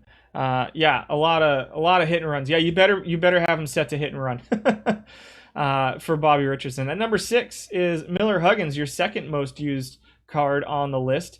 Decent defense. I think that Richardson for sure is a little bit better than him defensively, but he's got the on base percentage, right? This is kind of the opposite. The ball might not be in play very much with Millar Huggins, but he's going to walk a ton, and he can run. So he's a little bit of a better base runner than Richardson, and he doesn't have the big splits versus left-handed pitching that Richardson does. Again, I really think this is a usable card versus right-handed pitching. You might disagree with me, but Huggins doesn't have the splits that he does. He plays okay defense and has good speed to go along with it. He is a switch hitter, so I think that's kind of why he's pretty high on this list. Weighted on base average, he's 6th. A lot of that is walk driven. He's a 333 on base percentage, which is 30 points above league average almost. And then can steal, and he runs. He's the third best base runner among second basemen and the best on base percentage guy. Grade out 10th all time. The zone rating, the defense actually lags a little bit for Millar Huggins, in all honesty, and I don't think it's unusable defensively for sure. It just lags a little bit among some of the other better defensive second basemen. At number 5 is Chris Taylor, who is a really solid utility guy, especially in the outfield. Defensively, he's showing a 0 zone rating. He doesn't have enough innings to qualify as a second baseman defensively is what that means. Offensively, you're looking at 3rd in weighted on base average, but he's a utility guy. You're not going to start him as your second baseman. We'll probably talk about him more when we get to the outfield for Chris Taylor. Number 4 is your Nelly Fox. Pretty solid defensive card, grading out 5th defensively. 80 range, 76 arm, 91 error, 97 at second base. What's up, Jago? And so another guy that you're going to probably want to hit and run with, but his splits lean towards right-handed pitching just a little bit. A little bit of his avoid K is a little bit lower versus righties, but his eye's a little bit better. His gap's a little bit better. His contact's a little bit lower. So he's one of those guys with like the multi-split cards, right? You don't think you hate a card in this game more than Silver Fox. Really? Interesting. He's showing 5th in weighted on base average over this period, 11th all time, 296. It's still below league average, but it's second base. So you kind of got to do what you got to do. Number 1 in batting average, though. But number 6 all time, but it looks like it was a rough period for batting average at second base over the last week or so, because he's right in line with his all-time averages. Like, they're almost dead on his all-time averages, where he ranks 5th all-time. Defensively, he's okay. I don't think I don't think he's so elite defensively as a second baseman that you have to play him for his defense. I think he provides a pretty decent bat with good defense, though. I think it's a well-rounded card. Why do you hate him so much? It is a reverse split. It is a weird reverse split. So the contact is a reverse split. The power is a little bit of a reverse, and the avoid Ks is a pretty huge reverse split for Nelly Fox. And so again, in this format with all these right-handed pitchers, Nelly Fox it's an interesting card to me. And so I don't think, again, it's kind of like I don't think there's a definite go-to here at second base. Number 3 is Saul White, who's your 5th most used. Just really solid card all around. I love him as a utility infielder and backup right fielder. I think this is a really solid backup card. I don't think he's so good defensively at second base that he necessarily has to be your everyday second baseman. But I also don't think he's so bad that he can't be, if you so choose to use him as that. He can run. He's got really no splits to speak of here. It's just 1 or 2 points in every category. It does lean a little bit towards lefties, but I think he's playable versus righties. The weighted on base average is solid at 298 over this period. Second baseman had a really tough offensive period this week, it looks like. Maybe for some of the guys with way smaller sample sizes that we're not seeing on the list. He does grade out 13th all time, but I have a feeling that among guys with bigger sample sizes, he's probably pretty high. If we look at, let's see, where's Nelly Fox? Was a 296. So he's right behind Nelly Fox in weighted on base average all time. Chris Taylor's pretty high. He's an offensive guy. And then Bobby Richardson. I mean, they're all right in line with each other. But Saul White plays 4 different defensive positions and capably. Simple Enigma says Bronzy is his least favorite card because of how dominant he is defensively. Yeah. I tend to agree. We'll see where he falls on the shortstop list this time. That defense is it kills me. Everything up to silver, man. Everything up to silver is just anything he's in. You just auto say, here's Bronze Ozzy. It's sad. Number 2 is Claude Richie, who's your 4th most used, 3rd most used this period. Really, really solid defense. This is one where you look at the ratings based off of what we see, and you're like, he should be number 1, and look at that. He's number 1. A pretty dominant 29.38 zone rating, which is pushing him up the list a little bit, I think. The bat definitely leaves something to be desired. He's okay. Singles and doubles, a little bit of speed to go along with it. So he can run the bases a little bit too, which makes the on-base percentage, batting average, which is still below league average, but it makes it a little bit more effective just because he can run the bases for you. So he does provide value on the bases, which you see some of the higher average on-base percentage guys are slow, don't necessarily have as much value on the bases. Richie does and plays good defense. I'm not surprised to see him in the top 5 of most used cards. Do you have to use him? I don't think so. I think that he's it's not like it's not a position where it's so important, where defense is so important that you have to use the best defensive player like Bronze Ozzy. I think that Richie is a usable card for sure. 282 weighted on base average, 246 average, 300 on base percentage for him all time, which are not great numbers, but when you're playing really solid defense at a good position, it's not unusable either. Gentleman dislikes Fox mainly because he's a 16,000 point card and can't justify that for a silver tourney card, but he's everywhere. That's fair. He is a very expensive card. Why is that? Kerry Wood sold. We can see how. Let me see if I can find that card. He's part of a bunch of collections, isn't he? Iron Man collection. That's right. I don't remember what that collection is. Let's see. Schilling. Did Schilling pitch? We might have missed a Schilling. Where you at, Schilling? 0-1, 470. He took a loss. He's part of the Iron Man collection. So let's see if we can find that one. Which is right here for Lou Gehrig. That's what it is. That's why. We're at 12 and 20. I can't afford to complete this collection. I'll never have it. Solid card. That's why Nelly Fox is so expensive. So there you go. He's a pretty solid silver card, though, at second base. Number 1. Who was it? Who said it? Gentleman said it. Gentleman all over the chat today. Number 1. Oh, I was wrong. Whoa, what happened? That's not who was there earlier. Ben Zobrist comes in at number 1. I thought it was Damaso Garcia. Oh, you know what happened is I changed the plate appearances, and he ended up not qualifying because he had like 360 plate appearances and was like, the numbers were just ridiculous. Zobrist comes in at number 1. The reason being he doesn't lose points for being a really, really bad defensive second baseman. So this is a stupid person to have at number 1. However, the bat is off the charts good for a guy who can play second base. Do you like him as a backup left fielder, right fielder, second baseman? I don't think so. But you're looking at 17 home runs, number 1 in weighted on base average, number 1 in OPS, number 1 in slugging, number 1 in on base percentage. I don't love Zobrist at second base at all. Defensively, I just don't think he's that good. Designated hitter, can you play him? For sure. I think this plays as a designated hitter card, especially versus right-handed pitching. You got 10 points of contact, 14 points of power, 87 and 75 I and avoid K is solid. The speed leaves a little bit to be desired with a profile like this. It's not quite enough power for me to say, for me to overlook the 17 speed, but I think he can play as a designated hitter for sure. There you go. Ben Zobrist comes in at number 1. I like, as a second baseman, I like Richie. I think he's good. I think you can go with any of these guys. I really like Saul White as a backup utility guy. I like Nelly Fox as a defensive second baseman, especially if you can platoon him.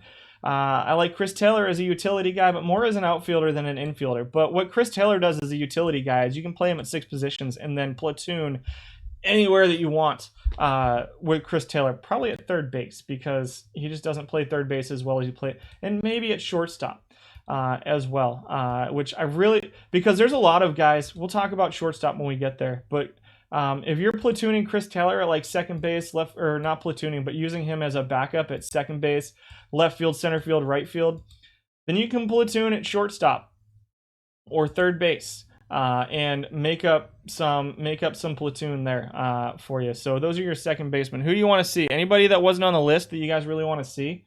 I think everybody, all of our top 6 were on the list. Zobrist was on the list. We didn't see Arias. We didn't see Reynolds, which is a little bit of a surprise to me. Let's go see. Here's Harold Reynolds. He ranked 6th all time. He had a rough week. 20 points weighted on base average this week. Sorry, I know I click and drag a lot, and you guys are probably like, stop it, I can't see anything. Reynolds dropped 20 points weighted on base average this week. So Reynolds is an okay card. He just had a rough week. 249 batting average this week, so dropped 14 points. 282 on base percentage this week was 20 points drop. He just had a really rough week. Somebody lost a lot of games this week because Harold Reynolds wasn't hitting. Reynolds is a pretty good defensive second baseman. Really good avoid Ks and no split. Well, a little bit of gap versus lefties, but other than that, the splits aren't very big. A little bit of avoid Ks versus righties. Reynolds is definitely a playable card. Again, I don't think there's one card on this list that I go play it.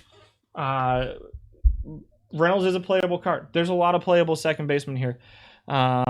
Double diamond in your pack drop. Monty Irvin, 99. The 99 Monty Irvin's an okay card. 96 Yelich is okay as well. Must have been you. I think I'm playing Harold Reynolds right now too, if I'm not mistaken. Again, the last week has been me just throwing that silver team against the wall. Won a couple. I think we won 2 or 3 tournaments this week. Won this yesterday morning. So that's where we're at there. Did we win it? We didn't win in any games. We went 1-5 this week. That's just gross. That's awful for my team. Where'd we go? Did we win a game? Hold on. Let me check my scores real quick. We did get a win. 2-4. Okay, I'll take it. We were against the top 2 teams in the power rankings this week, so I'll take 2-4. We were number 3. So this was the week where we were like, can we play with these guys? And the fact of the matter is we can't. So we'll see how the playoffs go when we get there. We got 5 weeks left now over in that league. So those are your second basemen. Sky Bolt. You got a Sky Bolt. Congratulations. Third baseman here at Silver. Jeff McNeil. 2020 Live, Jeff McNeil comes in at number 10. Unused, not even on the list. You got 629 plate appearances, 2,500 all time. So maybe not unused, but pretty close. The least used of anybody on our list for sure. 303 weighted on base average for Jeff McNeil. He plays multiple positions of defense. He plays second base, third base, left field, right field, which you see a lot with these live cards. That's one thing. So I know there's a lot of talk about live cards and their usefulness in different formats. And one of the things in the tournament formats that I think that I hope becomes more useful here in 2022 is that you see a lot of live cards as the season goes on start earning ratings at other positions. They're not usually very good ratings, but they become usable at other positions, like Jeff McNeil at third base, second base, right field, left field. And that's something you see out of the live cards a little bit more than you see out of some of the historical cards. So that's one of my hopes for 22 is that live cards become a little bit more useful here in tournaments. McNeil has big splits versus right-handed pitching. He's probably getting platoon, and that's probably why he's putting up decent numbers. Not usable defensively as a third baseman. A negative 51 is kind of ridiculous, but again, it's a smallish sample size for McNeil, and there's only 11 qualifiers. I don't know who the 11th guy is. Let's look at it real quick. Our 11th qualifier was Brian Anderson. So there you go. Number 9 is Ransom Olynyk. Ransom Olynyk has really bad range for a third baseman. Pretty bad third base rating, but doesn't make errors and has a decent arm. He has big splits versus right-handed pitching, so you better platoon him. 10 points of contact, 7 points of gap, 12 points of power, 7 points of eye, and 12 points of avoid Ks. He should probably be a platoon versus right-handed pitching only, which is going to be the majority of your games here in Silver, because more than half of pitchers are right-handed, almost 60%. The defense is kind of scary bad, not great. 322 weighted on base average, though. He's going to mash those right-handed hitters for you. 427 slugging, 248 average, and a 306 on base percentage. He's going to hit okay against right-handed pitching. He's going to hit some home runs, fourth among third baseman home runs, and third in steals, which is a little bit surprising. I think that's a small sample size error right there. You're going to see something closer to 1. He's number 9. I think that's probably what you're going to get. Denny Walling comes in at number 8. I was a little surprised to see him so low on this list. Denny Walling hits versus righties, 80 contact, 72 gap, 71 power, 47 eye, 83 avoid Ks versus right-handed pitching. The defense is okay. Middle of the pack among lefties. We might see him on the left fielder list as well. We'll see if he rates a little bit higher on that list. But most of his plate appearances in this format right now are showing up as against third base. So I think we'll see him on the left field list perhaps, but he might be pretty low as far as amount he gets used. So we'll see. 10th in average, 10th in on-base percentage, 6th in slugging, 8th in OPS, and 8th in weighted on base average. Rance was a right-hand platoon only in real life. Interesting. That's good to know. See, I love it when you guys come up with cool stuff that I didn't know, because I need to study more about baseball. Walling's, again, pretty big platoon for Walling. You're going to have to play him mostly versus righties if you can. He's okay defensively at third base. Okay defensively in left field. He does play 2 positions. Backup left field / third baseman. Allows you to play a weird platoon or a weird backup somewhere else. And so I think Denny Walling is definitely a useful card, though maybe not at the top of the list. At one point, he was one of the more used cards in some of these formats. And I think he's a pretty highly used card in the defense format as well, just because there's not too many options there. That's lower than you would. It's a little bit lower than I would have expected too. He does rate 8th in weighted on base average, which is right in line with his 8th. He does have some power that some of the other guys on the list don't have. So almost 20 home runs per 600. And it's everything's kind of right in line. This is pretty low. It looks like, again, look, so we're seeing a 301 weighted on base average this week. We're seeing a 317 for him all time, which is actually 9th all time. So it's right in line. It looks like it was a really pitching heavy. Lots of people throwing defense at pitching and defense at the Silver tournaments over the last week. So there's a trend for you. We're seeing some defense this week in Silver. And so there you go, trend number 1. Number 7 is Bill Millar. What can I say about Bill Millar? This is your 2003 Bill Millar. He was the batting champion that year. Really, really strong numbers versus lefties.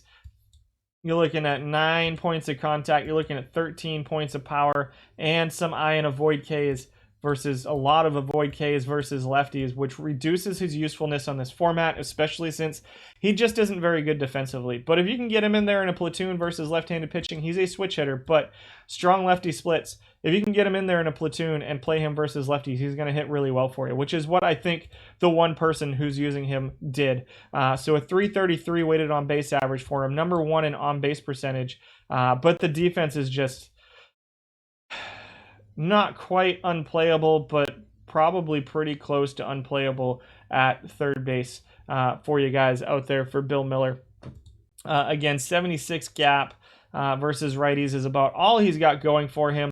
I don't think his bat's unplayable versus righties, but I don't know that I want this defense out there every day for me at third base. Bill Millar comes in at number 7. Number 6, Sean Figgins comes in at number 6. This is a very good defensive third baseman, something you don't have too many of here in Silver. He's a very mediocre bat with good defense at third base. He's 9th in weighted on base average, 3rd in on base percentage, so he's going to give you some of that, and he can run. So he's a solid, he's going to get on base via walks and on base percentage and then run the bases for you pretty well. So, and provide pretty good defense at third base. I think Sean Figgins is a pretty solid option here at third base. I don't know that he's the best option, but he's a solid option. I think he's a good option. Again, not too many guys in this format that are, you should definitely use this guy. Number 5, Debs Garms. This is a card that I don't think I've actually seen before. Doing any of these tournaments. He hasn't shown up on my lists in the past. Some of you guys who have been watching me for a while may be able to say otherwise, but I don't think I've actually seen this card yet. The range is a little low, but he plays third base, left field, and right field, so he provides you a backup option. 85 contact, 107 avoid Ks versus righties is pretty solid, but he's pretty slow. As well. So he's going to clog your base paths with those singles. He is number 2 among left fielders number 2 among left fielders, or among third basemen for average, number 2 in slugging as well. A little bit of home runs. It's a lot of singles and doubles. And then hopefully scoring from second for you. Isn't going to strike out much. Number 1 in strikeout avoidance for you. Ranks number 5 this time, 322 weighted on base average all time. This is an interesting looking card to me that I don't necessarily think is unplayable. Splits versus righties, but his numbers versus lefties don't look awful either. 76 contact, 79 gap with a little more power versus lefties. You got that reverse split power versus lefties, but the avoid K is a little bit lower versus lefties too. So Garms is a really interesting card. He looks like a really, really solid, really, really useful card, especially if you can fit him in as a backup third baseman, left fielder, right fielder against everybody. He can hit against everybody. This is a really solid looking card that I hadn't seen before. So I'm going to see if I can't pick him up for one of the teams and see how he does going forward for me. And we've got a lot of guys in chat saying he's awesome. David Donovan says, get him. He's a beast. I can see it. Solid looking card. Number 4, second most used card, Judy Johnson, comes in at number 4 at third base. Really solid third base defense. He's grading out as number 1 defensively. He's got a really good range, really good arm, and really good error rating. The turn double play is a little bit low. The third base rating is at 98. We're going to see what Freddy Sanchez looks like at third base. Johnson has a little bit of a split versus lefties, so if you can platoon him, great, but it's not so much that I think that there's going to be that much of a difference between his versus lefties and versus righties. The big one is that both his I and avoid K, to me, drop versus lefties. So does have some speed, something that not too many guys on the list have. Number 1 in net steals. I'm a little bit surprised to see it as low as it is. I usually see him in the mid to high teens, but right now down to 11. So Judy Johnson comes in at number 4. Number 3 is the most used guy, Freddy Sanchez, who's grading out second defensively. So you've got 82, 87, 91 error, and a 93 third base rating. 93, 95. little bit more arm and range for Johnson. The turn double play is a little bit higher for Sanchez, and the error is a little bit higher for Freddy Sanchez. So let's talk about them offensively. Freddy Sanchez is going to be number 1 in batting average. He might be pretty close to the number 1 batting average card in the format at 290. I don't have that information at my fingertips. I could probably...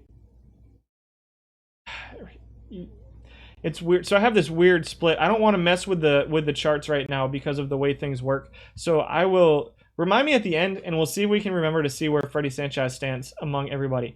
Really, really solid batting average. Really, really slow player. Contact gap avoid Ks versus righties are definitely a split. A little bit of a power split versus lefties, but it's like 6 points. And everything else splits so hard versus righties that he's definitely going to be more playable versus righties. Can you platoon these guys? Absolutely. And then you've got solid defense every day at third base with a pretty good bat to go along with it between Sanchez and Judy Johnson at third base. So that's an option for you if you really want to go the defense route at third base. They're definitely platoonable.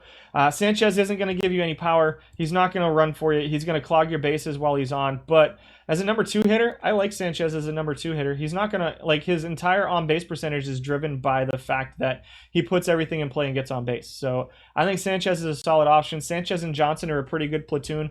Garms looks, God, that Garms card looks stellar, though. Number 2 is Kevin Millar. So here you go. If you're willing to eat it a little bit on defense at third base, you're going to get some power out of Kevin Millar that you're not going to get out of anybody else at third base. 22 home runs this time.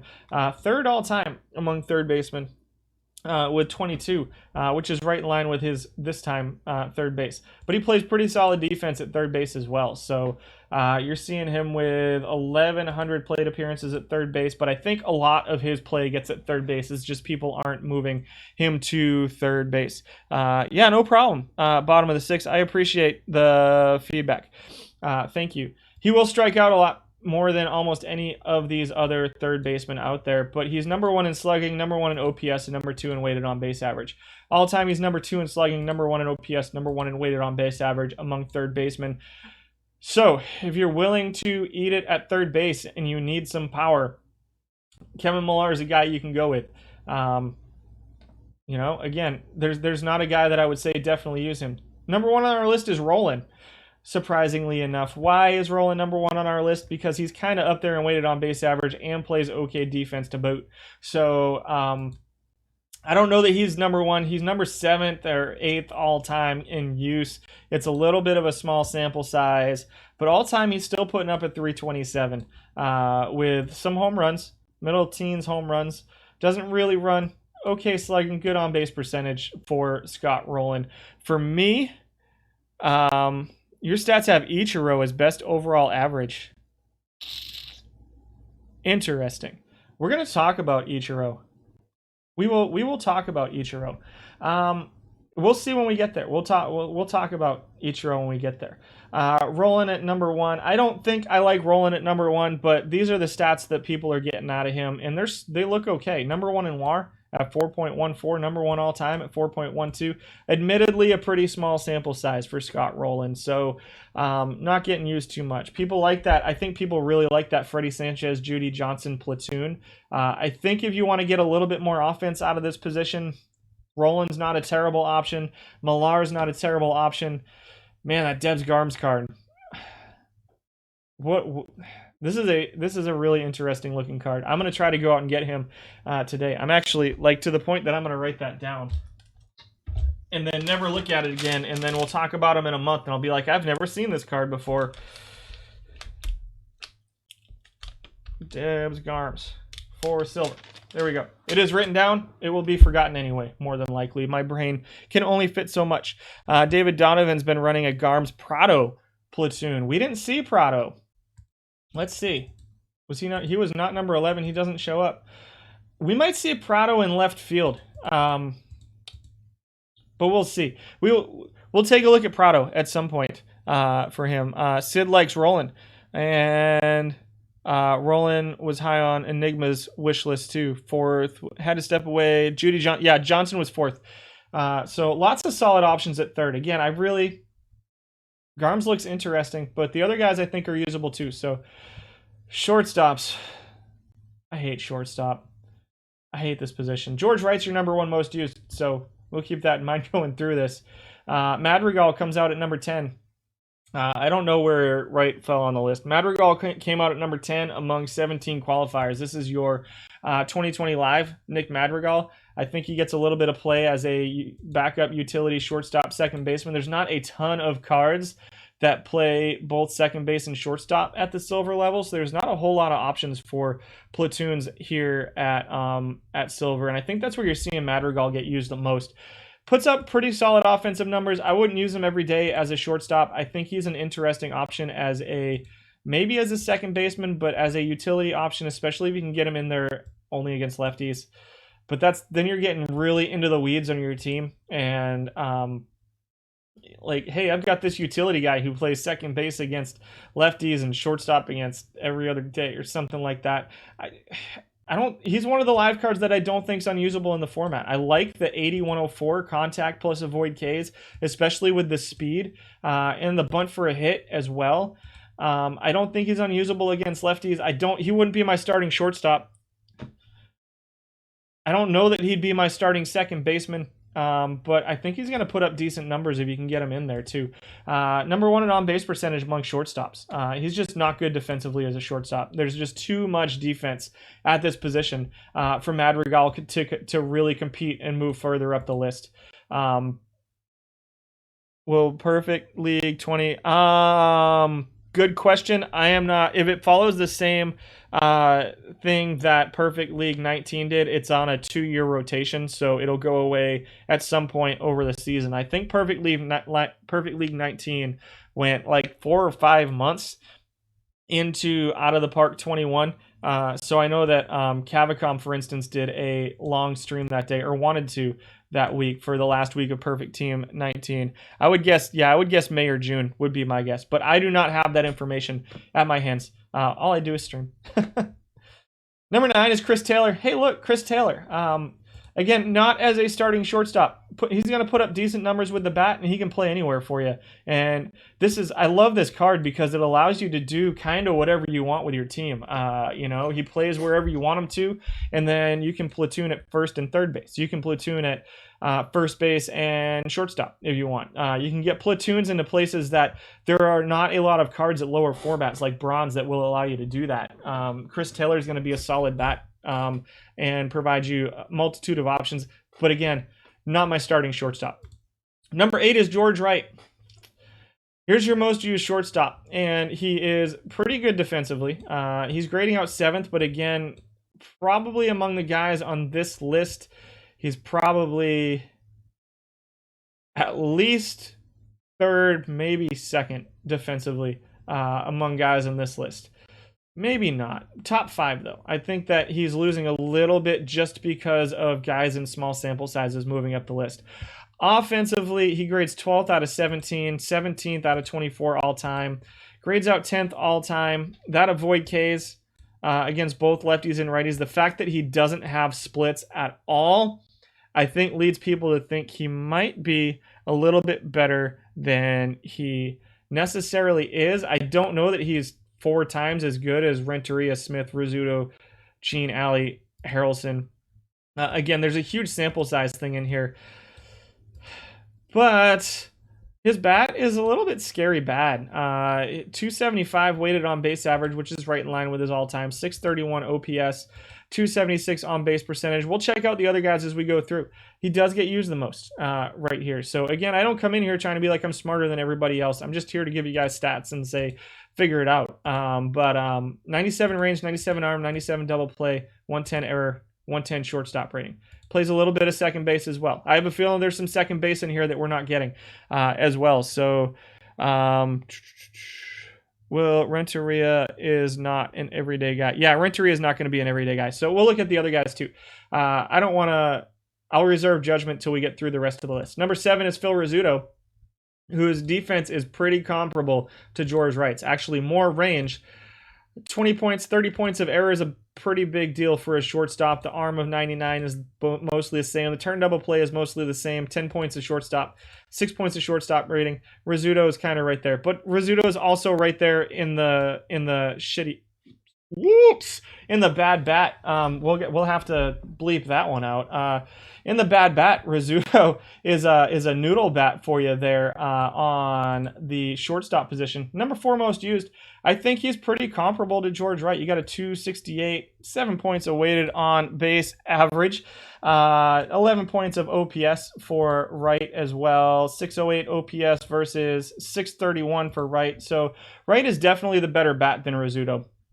The splits versus righties, he's less playable versus lefties as well. So there you go. Rizzuto at number 7. At number 6 is Bud Harrelson, another guy who's comparable to those guys defensively. So if we look at them offensively, a 268 weighted on base average for Harrelson, Rizzuto a 268. Again, right, probably just a little bit better than both of these guys offensively. All time, Harrelson's defense is pretty good, 32.44 all-time zone rating. He's grading out number 2. 4th rank all-time, 265 weighted on base average, 592 OPS for Bud Harrelson. And number 22 in slugging. So all-time, Harrelson's looking a little bit sketch offensively, but pretty good defensively with that 100 range and 109 shortstop rating. Number 5, Jose Iglesias. Holy smokes. 16th all-time defensively. He is not good defensively. Number 11th all-time, 314 weighted on base average. What a week he had this week, though. 4th in weighted on base average. Have I ever done a gold tourney stream? I have. Not on this channel so far, though. 767 OPS, 445 slugging for Iglesias. 5th in weight on base percentage and 3rd in batting average for Iglesias this week. All time, he actually ranks 1st among shortstops in batting average at 285. Why? 71 contact, 72 gaps, 76 avoid Ks, line drive hitter, spray hitter, 51 speed, 71 steal, 59 base running. Let's see. 73 contact, 89 gaps, 73 avoid Ks. It doesn't look terrible. I don't know that it's this good. I don't know how much the small sample size is playing into this. 298 average? That is a crazy number over this reporting period while we're seeing deflated numbers across the board. That's absolutely nuts. But 314 all time. I don't know what happened to Jose Iglesias over the last week, but putting up some weird numbers over the last week. The defense is not great, which is a little bit surprising to me, but he is, the 2020 Jose Iglesias is not the 2016 Jose Iglesias either. So, but boy, did you seriously, I already talked about it, but did you see that play he made the other day? There he is, bronze Aussie. Number 1 defensively, 118 shortstop rating, 103 range, 103 arm, 103 double play, 110 error, 118 shortstop rating. I mean, he's your best defensive shortstop. Can you fit a 258 weighted on base average into your lineup? Maybe. He's going to help you out defensively. And he steals. He's a base runner too. He just doesn't get on base. A 270 on base percentage is pretty bad. A 219 batting average is pretty bad. 309 slugging is not great. 22nd in weighted on base average. He is pretty close to literally the worst bat in the format among shortstops. But the defense is awesome.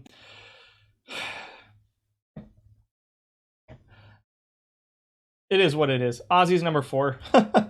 Number 3 is Aparicio. I love this card. 89 range, 87 arm, 87 double play, 99 error, 94 rating. Obviously on a tier below those other guys, on a tier below the George Wright, on a tier below the Rizzuto defensively, below the Harrelson defensively. And so someone's a worse slugging percentage than Ozzy. Yeah, there's a couple guys who show up worse than Ozzy. We can find out who they are. But Aparicio he's not going to compete with them defensively. I really think that's a lot of zone rating. That's a lot of negative zone rating. He's not going to compete defensively with those guys. But especially if you can hit him versus lefties and platoon him versus lefties. And we've talked about Chris Taylor, who's able to help you platoon at shortstop if you need to. Aparicio's bat is going to be pretty good as a shortstop. 330 weighted on base average, 755 OPS, 423 slugging, second in on base percentage among shortstops, and he can run. I like this card. I don't know that it's usable. I don't know that I'd call it usable in this format, but it's a card I like a lot. Number 2, Billy Rogel comes in at number 4 defensively and gives you a little bit of a bat. 296 weighted on base average, 361 slugging, all time at 270 weighted on base average. So he had a solid week this week. Weird splits for him. So he's a switch hitter, but not a very good bat. 47 contact, 47 gap, 44 power, 70 I, and 70 avoid Ks. He had a good week this week. I think he's going to be closer to this all time, though. He'll walk a lot. He's not going to strike out much, but the rest of his skills are kind of But he's okay defensively, comparable to the big four, really. Almost, not quite comparable to Ozzy, but close. 100 range, 110 error. The bat versus righties on this format is a little bit scary. Who's that? Aparicio? Yeah, speed demon. And Billy Rogel with a 110 error and a 113 shortstop rating is going to play pretty good defense for you. 303 on base percentage. He had a good week this week. Grades out 9th overall, all time. Kind of is what he is. Number 1. Who's number 1? Willard Brown. Willard Brown got enough play as a shortstop to qualify as a shortstop, and his bat is so much better than all the rest of the shortstops that he comes out at number 1.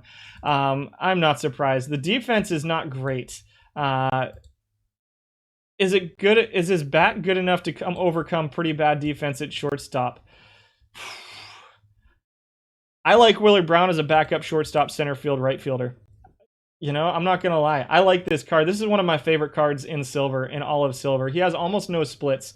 1 point of contact, 2 points of gap, 1 point of power, no I split, and 1 point of avoid K split with speed to go along with it. 342 weighted on base average, 6th in on base percentage, 1st in slugging, OPS, and weighted on base average. Home runs, I don't love him as a starting shortstop. I think he's kind of cool as a backup shortstop, though. I love this card. The on base percentage at 313 or 34. Let's see.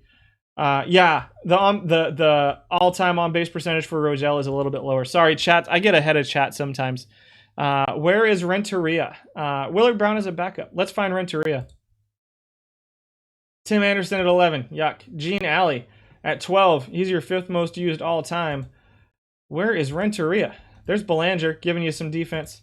Renteria is not on the list because, holy cow, that is a silly, silly negative zone rating. It is. Pretty big splits versus lefties, but he is a pretty solid bat. So he plays some defense at shortstop, but he gives you a good bat too. If you can platoon him as a platoon versus lefties, and you put a better defender out there versus righties, so you're not dealing with Renteria's defense every day wearing your pitching staff out, then I can see Renteria as the left-handed side of a platoon for you. Shortstop's really weird just because, again, we're going to take the defense out next time because guys lose or gain so many points because of their defense at here. And I can see him as a designated hitter versus lefties too, and a backup shortstop. The one thing to keep in mind, the game does not do a great job of using your starting designated hitter as a backup in other positions. So if you're using him as a designated hitter versus left-handed pitching, he's going to back up your shortstop. Where'd he go? He's going to back up your shortstop against righties. So keep that in mind when you're going forward. More than likely, it's weird, some of the calculations that go in there. Those are your shortstops. I said we checked on Curt Schilling. I'm going to take a quick break, and I'll be back soon. I'm just going to refill my coffee and grab a quick snack since we've been on for almost 2 hours now, and I need to stretch my legs. So I'll see you in just a couple minutes. Thanks, guys. And again, if you have feedback, let me know. Just going to a break.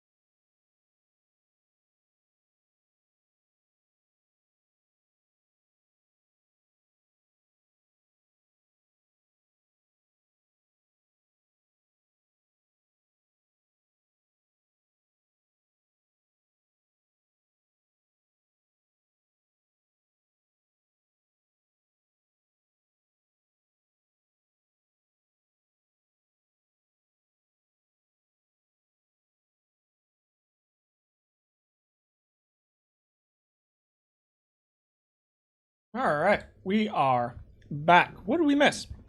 Does drop time count while on break? Yes, I stayed live, so it should count. Awesome. Whew. We got a coffee refreshed. We're gonna hit the outfielders. Left fielders first. At number 10 is Irish Musel. He's your 5th most used. Really, really solid power bat against both lefties and righties. Almost no splits for Musel. However, he's more of a designated hitter than a left fielder. The defense is pretty bad. 28 range, 28 left field rating. A little bit of a right field rating, but still not great in the outfield. 62 speed, 68 steals, 68 base running for Musel. He's the 5th most used, and that kind of makes sense to me just because his defense is so bad. Probably going to see him more as a designated hitter. Used to be one of the top designated hitters, but I think there's some guys who have passed him by just a little bit, but still a pretty solid power hitter with 34 home runs per 600, 476 slugging. All-time, those are right in line with his all-time numbers. He comes in at number 10. At number 9 is Bip Roberts. He's your 4th most used left fielder, and he is an interesting card to me. The weighted on base average is pretty low at a 311, and it's outside of his all-time at 325, 423 slugging, so not a ton of power there, but a pretty solid card at getting on base. With a 308 on-base percentage. He had an off. It's so weird to see some of the guys really high and some of the guys really low this week. A little bit of an off week for Bip Roberts with a 255 average and a 308 on-base percentage. But he steals some bases. He plays pretty good defense in left field. Not great defense, but pretty good. And he plays a little bit of second base, third base, and shortstop as well. So an interesting option is maybe a platoon. He does hit a little bit better versus lefties. Well, he's got an interesting split, but a little bit more gap power and power versus lefties, a little bit more eye against righties. Maybe as a platoon / backup, third baseman, second baseman, something. Roberts used to be kind of all the rage in left field. I think that people have moved on from him just a little bit. Left field is as close to a punt defensive position as I would come. Yes, I don't know that I would punt it this badly. If I'm putting Musel in my lineup, it's going to be as a designated hitter. Probably, but if you're going to put a guy like this out of position, left field is probably the one to go with. So that's my thoughts on that. Hal Chase comes out at number 8. He's a guy who gets some play at first base as well. You can see most of his plate appearances have been at first base. I don't even think we saw him on the first base list, but among left fielders, he dropped to 339 weighted on base average. Yeah, I would probably cut it at about 40 something, and like a 40 range. The Musel numbers are like, these are just terrifyingly bad to me. They're just really bad in left field. You're gonna have to have a guy with a range of like 18 million in center field to make up for that kind of defense, and that guy doesn't exist. So Chase comes in at number 8. Solid weighted on base average at 339, just over 20 home runs per 600, runs just a little bit, just less than 10 per 600 plate appearances. Is there any way I can set a minimum number of at-bats but set a maximum for innings played on the field? Not sure it would accomplish what. I don't know if that would accomplish what I need it to do. So there was a time when I did like just a straight top 20 batters, and it was just a list on the screen for you to kind of choose from. And I might add that back in as part of the stream. It just didn't get added back into the new thing. But that would be kind of easy enough to throw out there. Doing it as a function with more calculations going in. I'm hesitant to add more calculations to this sheet right now just because it's already a little bogged down. That's Hal Chase at number 8. A little bit of a split versus lefties, but nothing, he can play against either or, and he's going to be pretty solid. He's a pretty solid hitter and an okay left fielder. Also, he can play some second base, guys. 21 range and a 2 second base rating. There you go. You found your backup second baseman. Number 7, Number 2 most used special edition player of the month, Chris Coghlan from the 2009 Florida Marlins. Very, very good splits versus righties. We like this in this format right now. And really, really bad left fielder. Another one of those guys that I suspect is getting used quite a bit as a designated hitter, maybe a backup left fielder. Yeah, that sounds like a bad idea, David Donovan. So 3,000 plate appearances as a left fielder. I'm going to guess the other ones are as a designated hitter. Dropping a 345 weighted on base average. Not a ton of home run power for him as a designated hitter, but he's going to be really solid in batting average. The 294 is actually above Freddy Sanchez. The 341 on base percentage is seriously good. All time, though, he ranks 13th, guys. 337 weighted on base average is 8th. Second in average, 5th in on base percentage, and 24th in zone rating. So really, really bad defense for Chris Coghlan in left field, but a pretty solid bat. Number 2 all time in weighted on base, or number 2 this week in weighted on base average. 8th all time. You pulled 100 DeGrom in one of your 5 packs. Congratulations. I'm glad I could help. There's a hands down top left fielder for silver, unfortunately, that plays really good defense. So you get punished starting a bad defensive left fielder. Yeah, you're probably right at this point. I don't know that he's number 1 on the list, but we'll see where he ends up. Number 6 is Aldretti. Aldretti is a fantastic backup utility outfielder. A 78 left field rating, a 50 center field rating, a 41 right field rating, and a 30 first base rating to go along with it. He's another one of those guys that, with a weighted on base average of 324, which is right in line with his all-time, he's another one of those guys that you can use as a utility guy that frees you up to put platoons in other places. A little bit of a contact split versus righties, but 6 points of gap versus lefties, 5 points of power, and then both his I and avoid K split versus righties, but they're not very big. He's effective against lefties and righties. He can be a straight utility outfielder / first baseman for you, and really free you up to do other things with your team and get platoons in places where you might need them more. And really pick and choose your platoons. I really like Aldretti as a utility outfielder at this point in silver.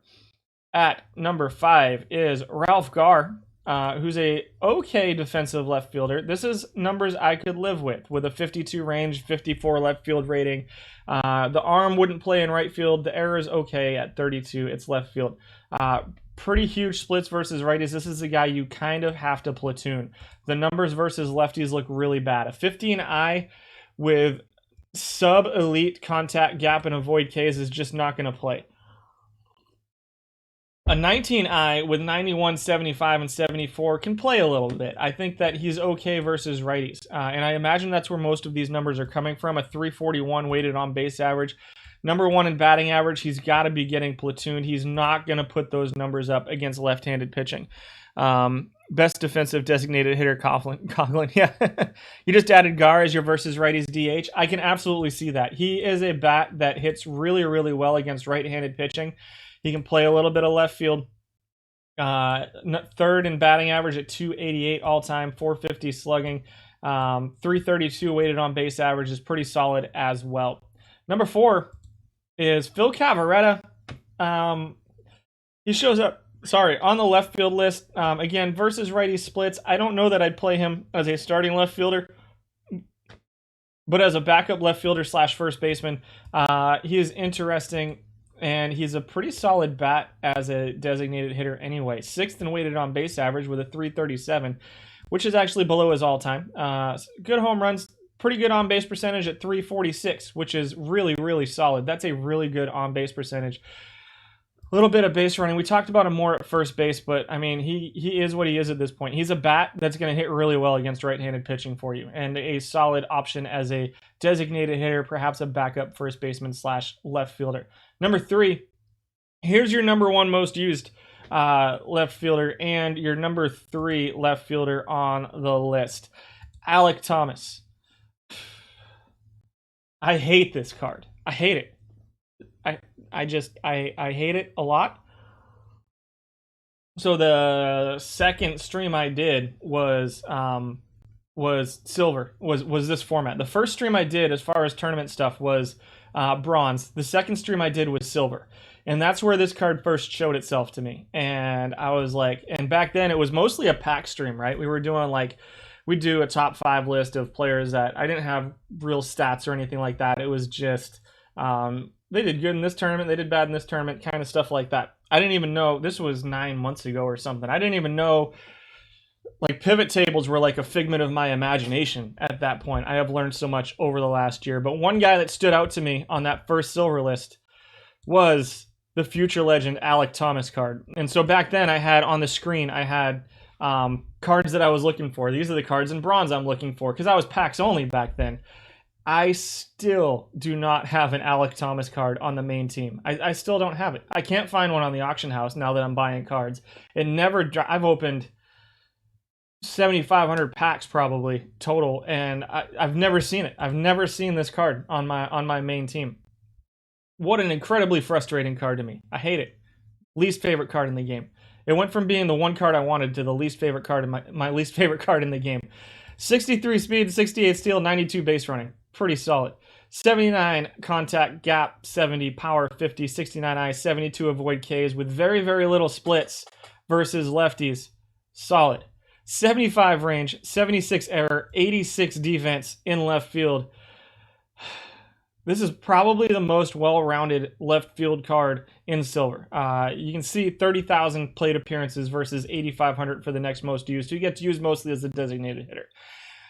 Alec Thomas, who I do not have, is really kind of the go-to left fielder at this point. The weighted on-base average is at 7th at 335. 335 is pretty solid still. My numbers for minimum cutoff was pretty low for the current thing. It's a little bit better here. 339 is still 7th.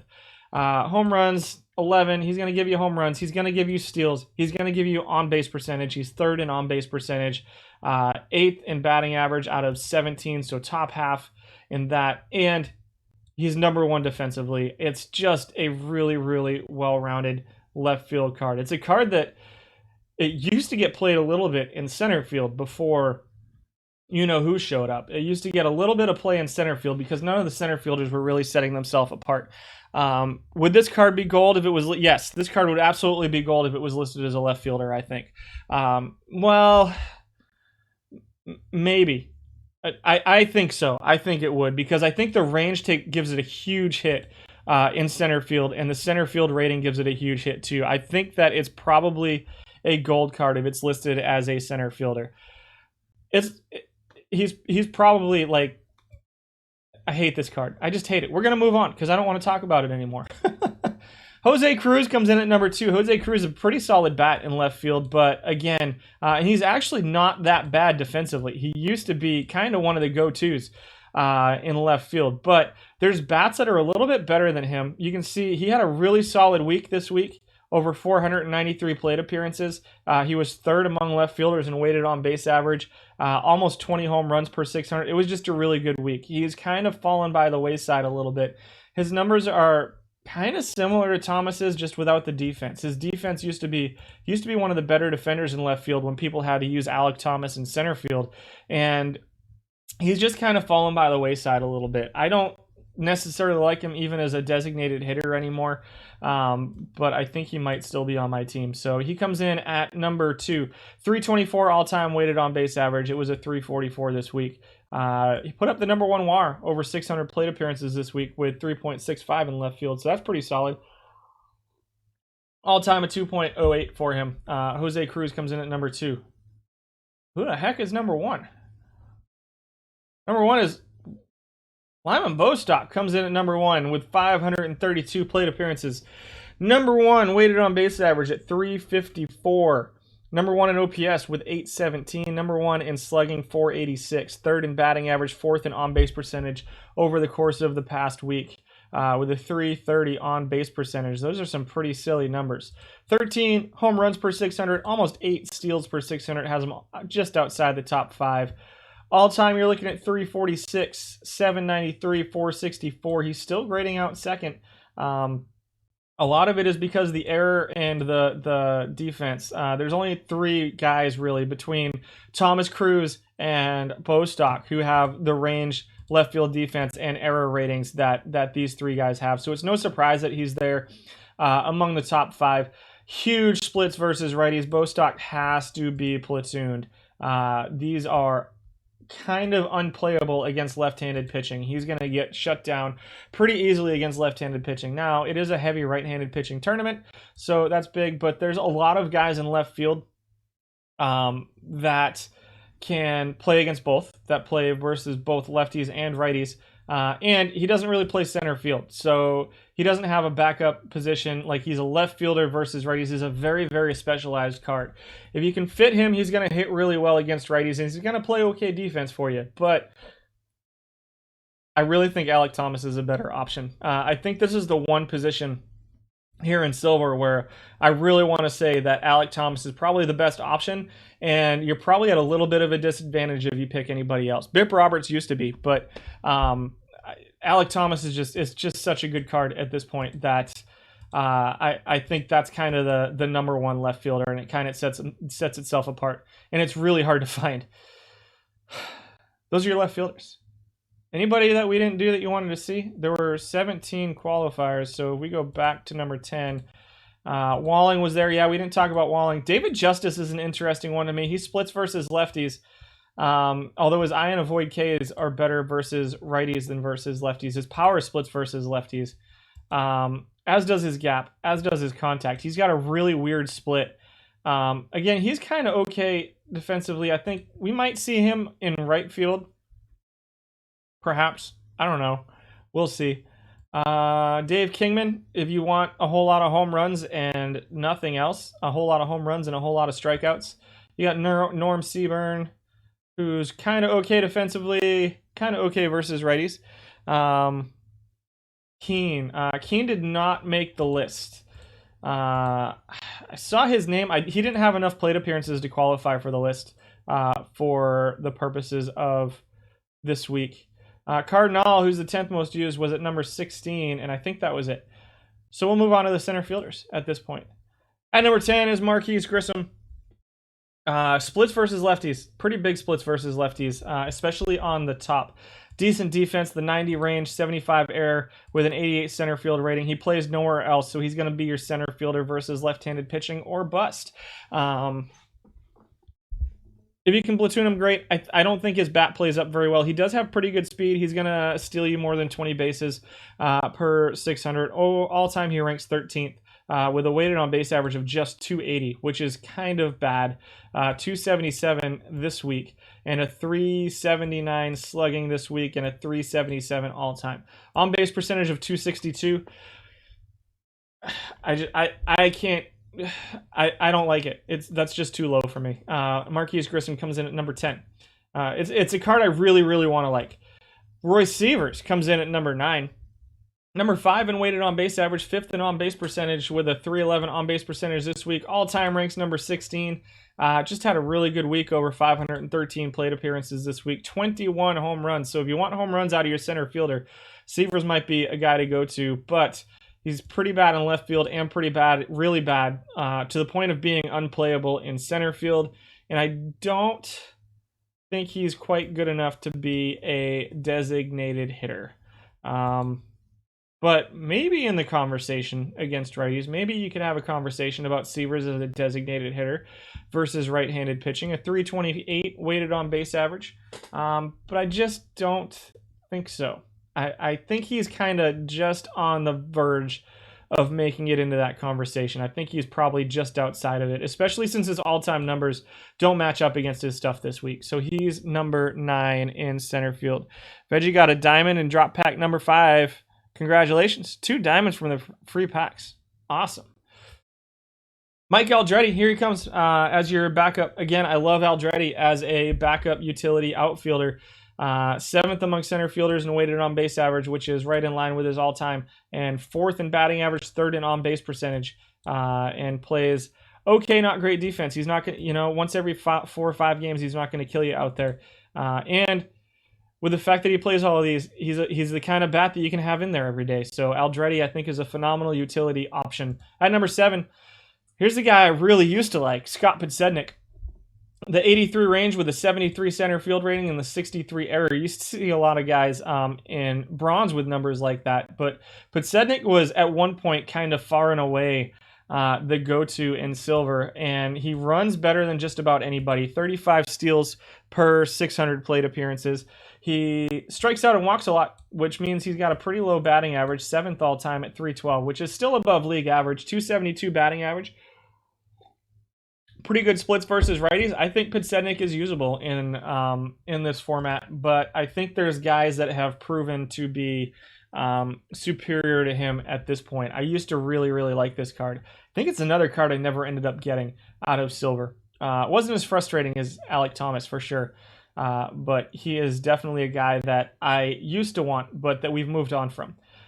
Number 6 is Willard Brown. The reason he's so far down on the list is because his defense isn't great in center field. 12,000 plate appearances while being listed as a center fielder, 3,900 this reporting period. I think he gets used a lot as a shortstop, center field, right field backup kind of guy. And again, Willard Brown we've seen before, 342. He's going to be one of the better bats at any position he's at. 475 slugging, 18 home runs, 2nd in batting average, 4th in on-base percentage. On the other side, he's number 1 in slugging OPS and weighted on-base average all time. It's just the defense drags him down a little bit. And so I don't think he's a starting center field candidate, but he can definitely be your backup. Number 5 is Hal Chase. Don't play him in center field. Why are people playing him in center field? I don't know how many. If you're just trying to get him as a backup in 4 different positions so you can platoon somewhere, then cool. I don't think I'd ever even put him as a backup in center field or second base, but his bat plays up and enough people listed him as a center fielder that I got it. So there we go. He's number 5. Number 4 is Don Locke. Interesting. 72 range, 80 arm, 67 outfield. Error, 56 in center field, 53 in right field. This is a card that I would consider as a right fielder, perhaps, especially versus lefties. The avoid K is absolutely terrifying. 29-25 avoid Ks is not great, but what's he doing? 40 home runs per 600 plate appearances. Holy smokes.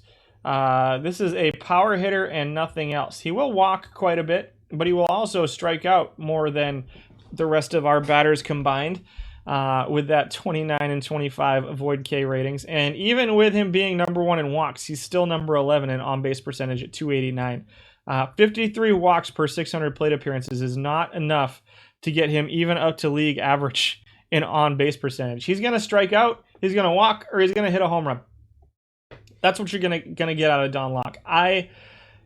Maybe as a right fielder. We'll see if he stacks up against right fielders and how much he plays over there. I don't know that we'll see him too much since we're only seeing less than 700 total plate appearances for him. We might not see him on the right field list. That's an interesting looking card to me, though. Not for center field. Lance Johnson comes in at number 3.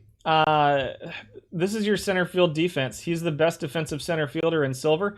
The 100 range, 51 error, and 99 arm. He sets himself apart from all of the other center fielders.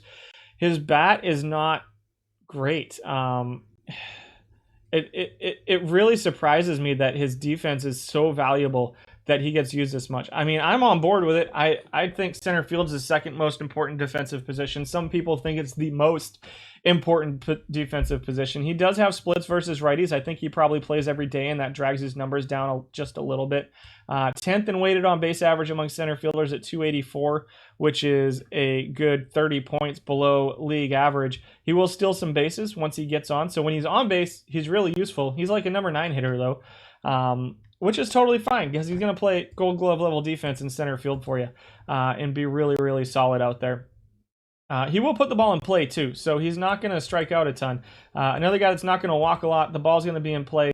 He just doesn't get on. It's weird. I would think that with his avoid K as being this high, he should have a better on-base percentage, but the bat is not great. You think Franklin Gutierrez is the best center fielder? You pulled a face of the franchise banks in one of your packs. Dang, congratulations on that one. You platoon Lance and Franklin. Well, let's check out Franklin Gutierrez. Hopefully he's at number 2 or number 1, or I'm going to look like a big dumb idiot. There's Alek Thomas at number 2. We talked about him in left field. I like him much better as a left fielder. And at number 1, we're going to have to find Franklin Gutierrez and talk about him. Because Drew Waters came out at number 1 this week. 347 weighted on base average, and doesn't play bad enough defense that he loses a ton of value. Although he is the worst defensive center fielder on the list. So I disagree with him being at number 1 vehemently. I strongly disagree. Pretty solid bat against right-handers, though. I think we'll see him on the right fielder list, though. So we'll talk about him then. Let's find Gutierrez. There's Gutierrez. 98 range, 101 center field rating, 74 arm, 76 error. Yeah, he's probably the best. He does split versus lefties, so if you're running a Gutierrez, I think Gutierrez Johnson is what I run too, if I'm being totally honest, off the top of my head. Defense speed and not a complete black hole at center field. I'll take him. Yeah, Gutierrez is pretty good. 98, 76, 101. I think they're a good platoon. They're a fantastic platoon together, Gutierrez and Lance Johnson. So I like it. Yeah, that's because I got 2 today. Crazy.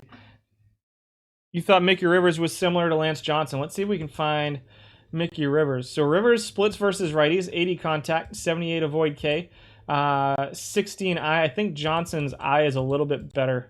Let's find Johnson. 37 I. Yeah, that I is a big deal. That 20 points of I is a pretty big deal between Rivers and Johnson. Yeah, Rivers has a little bit more power, but that a 13 and 16 I is atrocious. The range, center field rating is okay. Splits versus righties. I like Johnson better just because of his avoid K I combination, personally. But that's kind of where I stand on that. I think this is a really terrifying number. Although the avoid Ks to go along with it is not bad. I think that you could use either one of them. I think I wouldn't say you're necessarily wrong for using Mickey Rivers. So I like Lance just a little bit better, though. You can see the three of them are right up there at the top in defense. So you got Gutierrez at 2, Johnson ranks at number 1, and then Rivers at number 12. So these are guys who are going to disappear when we take defense off. Yeah, so we'll see what happens then.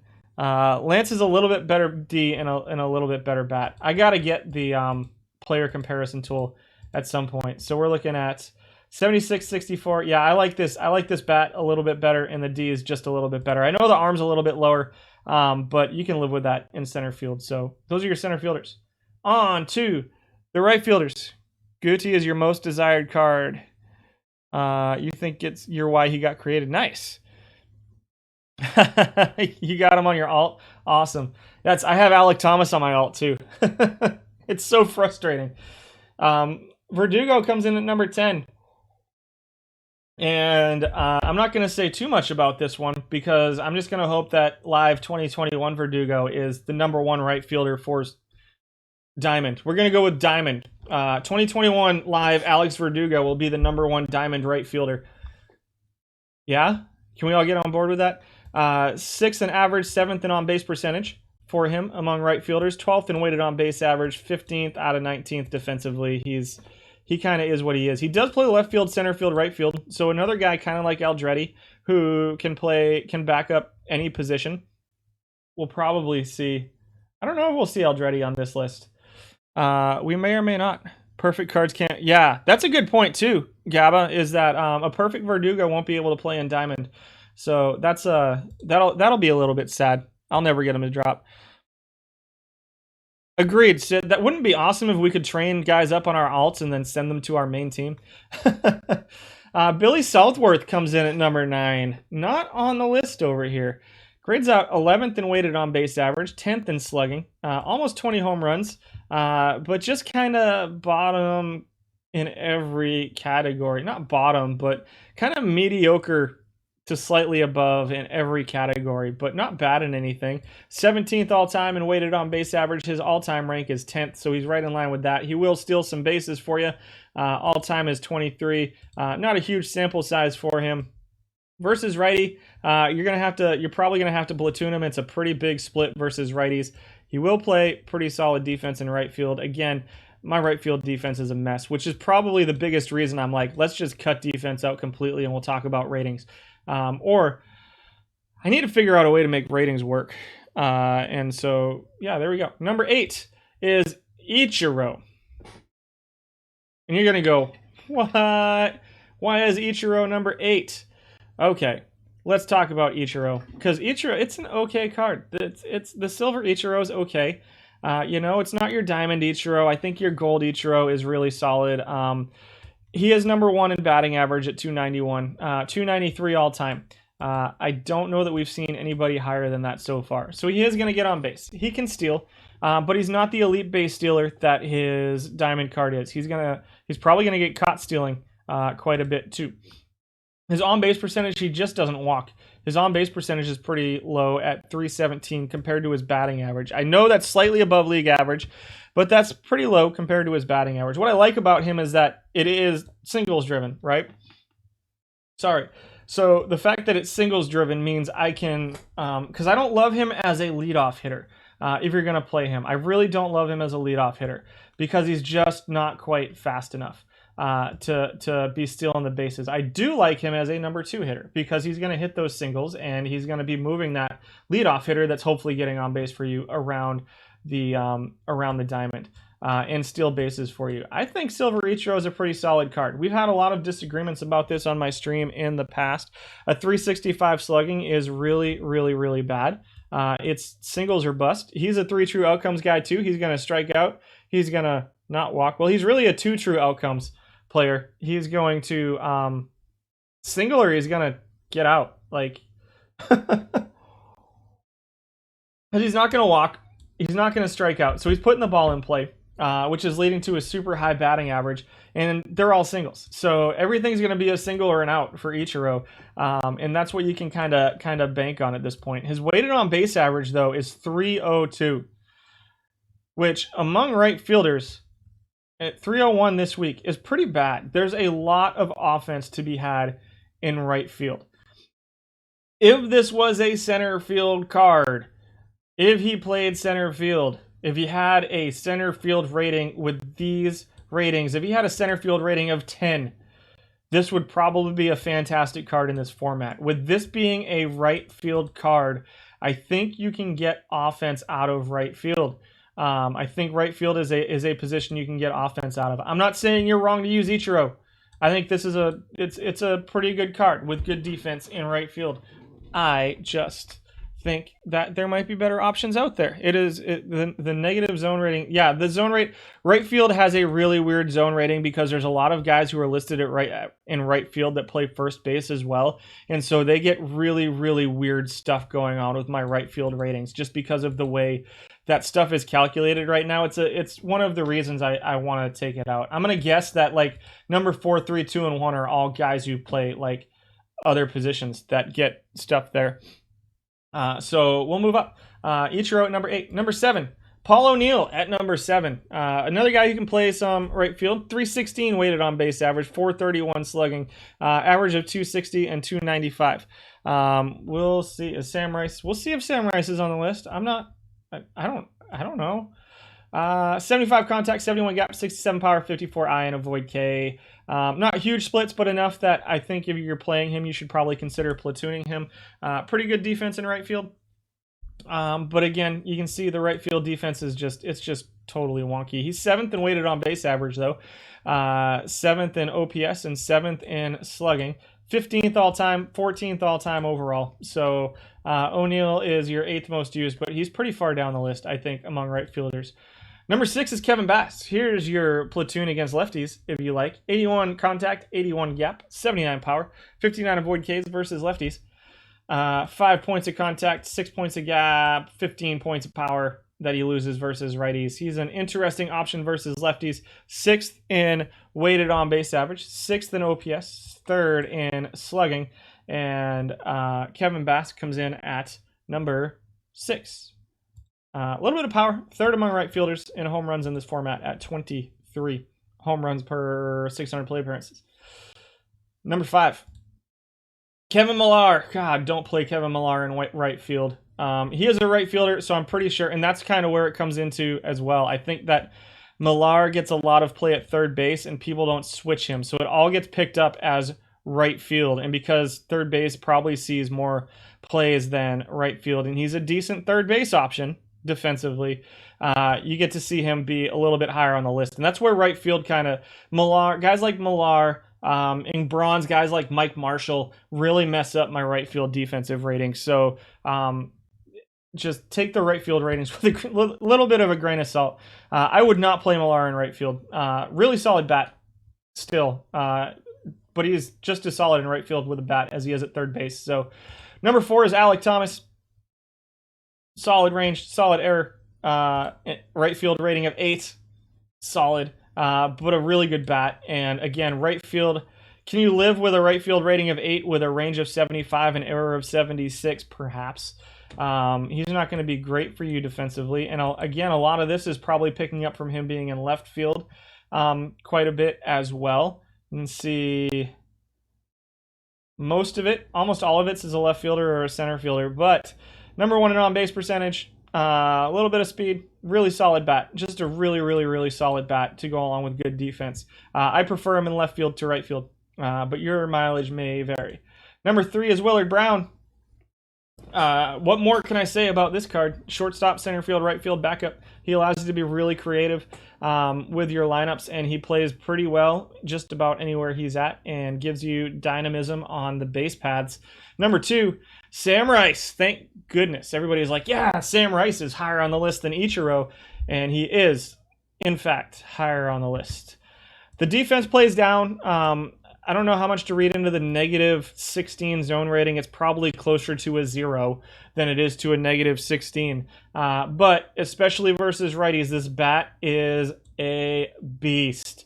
And he is fast. 40 steals per 600 plate appearances. Enough home runs that you get to think about it. 276 average is how high above, is 15 points above league average. A 323 on base percentage is a solid 16 above, 17 above league average there. 440 slugging is 50 points above league average. 763 OPS is 60 points above league average. And a 334 weighted on base average is way above league average. To go along with just crazy base stealing ability, to go along with pretty good defense in right field, I like this card. This is one of my favorite cards in silver, and a really, really solid card in right field. Another card in your wish list. Yeah, right field is Brown's best. It's his best position. The shortstop, the range just doesn't play high enough at shortstop. If you're going to start Brown, you're going to want to start him in right field. If he's going to be an everyday player for you, right field should be the position he's playing at. I agree. I think Rice is a better choice as a starting right fielder than Willard Brown personally. But I wouldn't have. I think they're pretty close to interchangeable. I think both of them are better than Ichiro.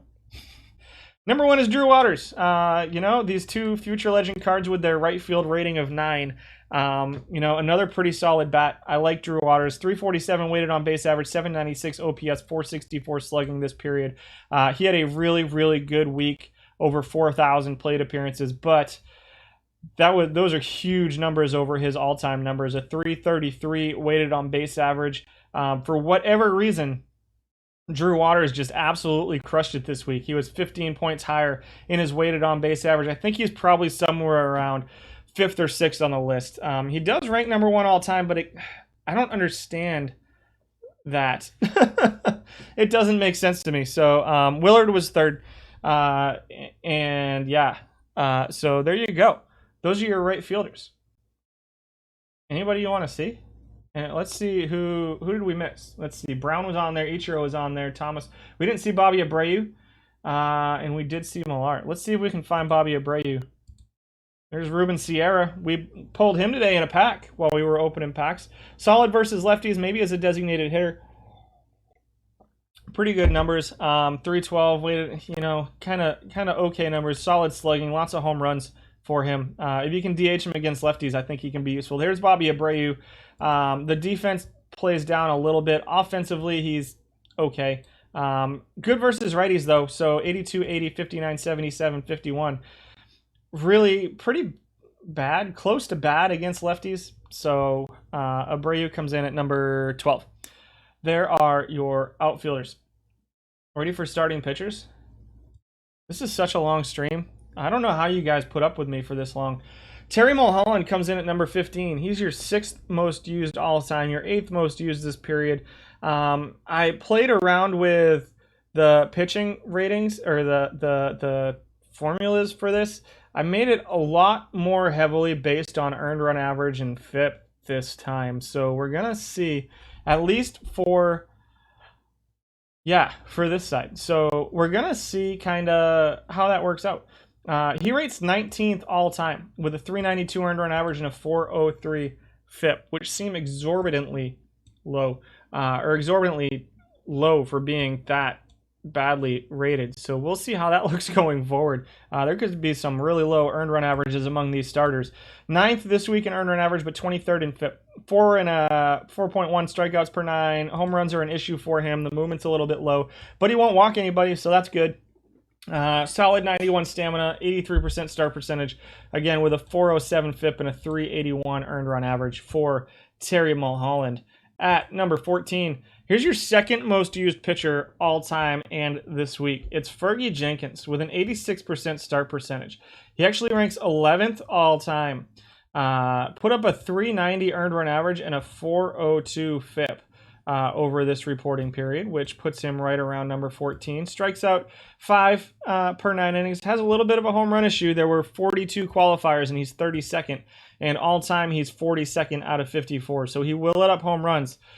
But he's almost top 5 in walks per 9 innings. Not going to walk too many guys. 1.38 per 9 innings for Fergie Jenkins. He's a fastball, sinker, slider, curveball, forkball pitcher. Did you already talk about Renteria as a designated hitter? Yeah, I talked about Renteria. He didn't rank in shortstop because of his defense, like a negative 75 zone rating. Renteria or Sierra as a left-handed designated hitter. Let's take a look at them. So Sierra's putting up 76, 87, 100 versus lefties. Sierra 65, 70, 91, 54. Renteria is at here. Where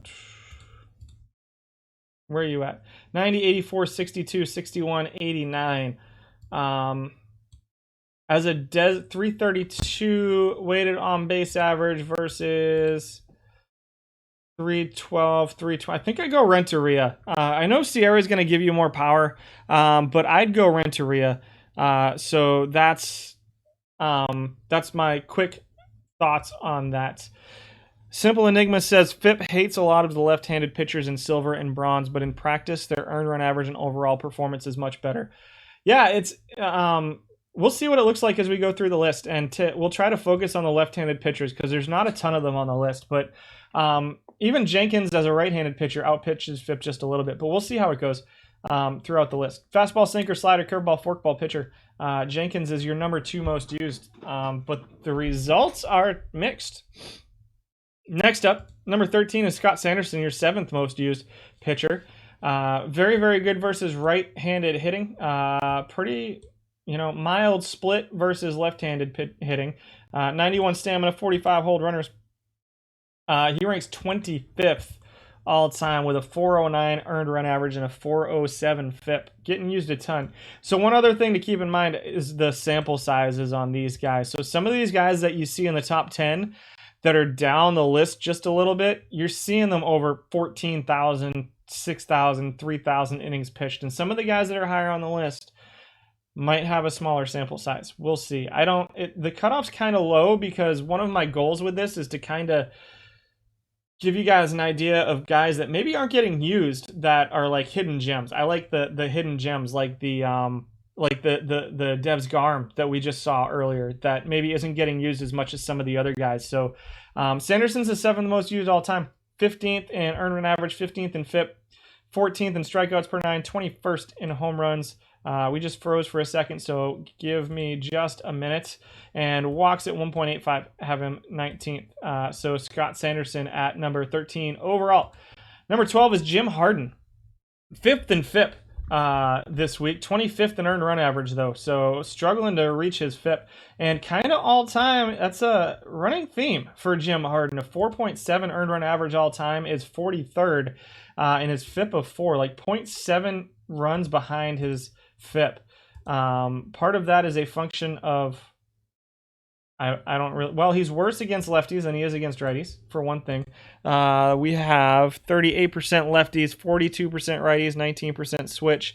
You play around with your teams a lot for the same reason. Yeah, that's fun. This is a lower innings pitched total than some of the other guys on the list. So it's a pretty small sample size, but 5th and 5th this week for Harden. But the ERA just wasn't there. Very good home run suppression. Walks a little bit of an issue, doesn't strike anybody out. And so I have a feeling that what you're seeing here is a guy who's on a not very defensive team. Lots of balls in play against him. And so that's kind of contributing to an ERA inflated because he's not going to, the not walking people and the not letting up home runs is going to affect his FIP quite a bit. So yeah, that's what I'm thinking is bad defense. So for Harden, but I don't know how much better he'd be.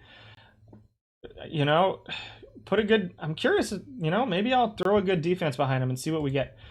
Don Robinson comes in at number 11, 1979 card, just missed out on the silver defense last week.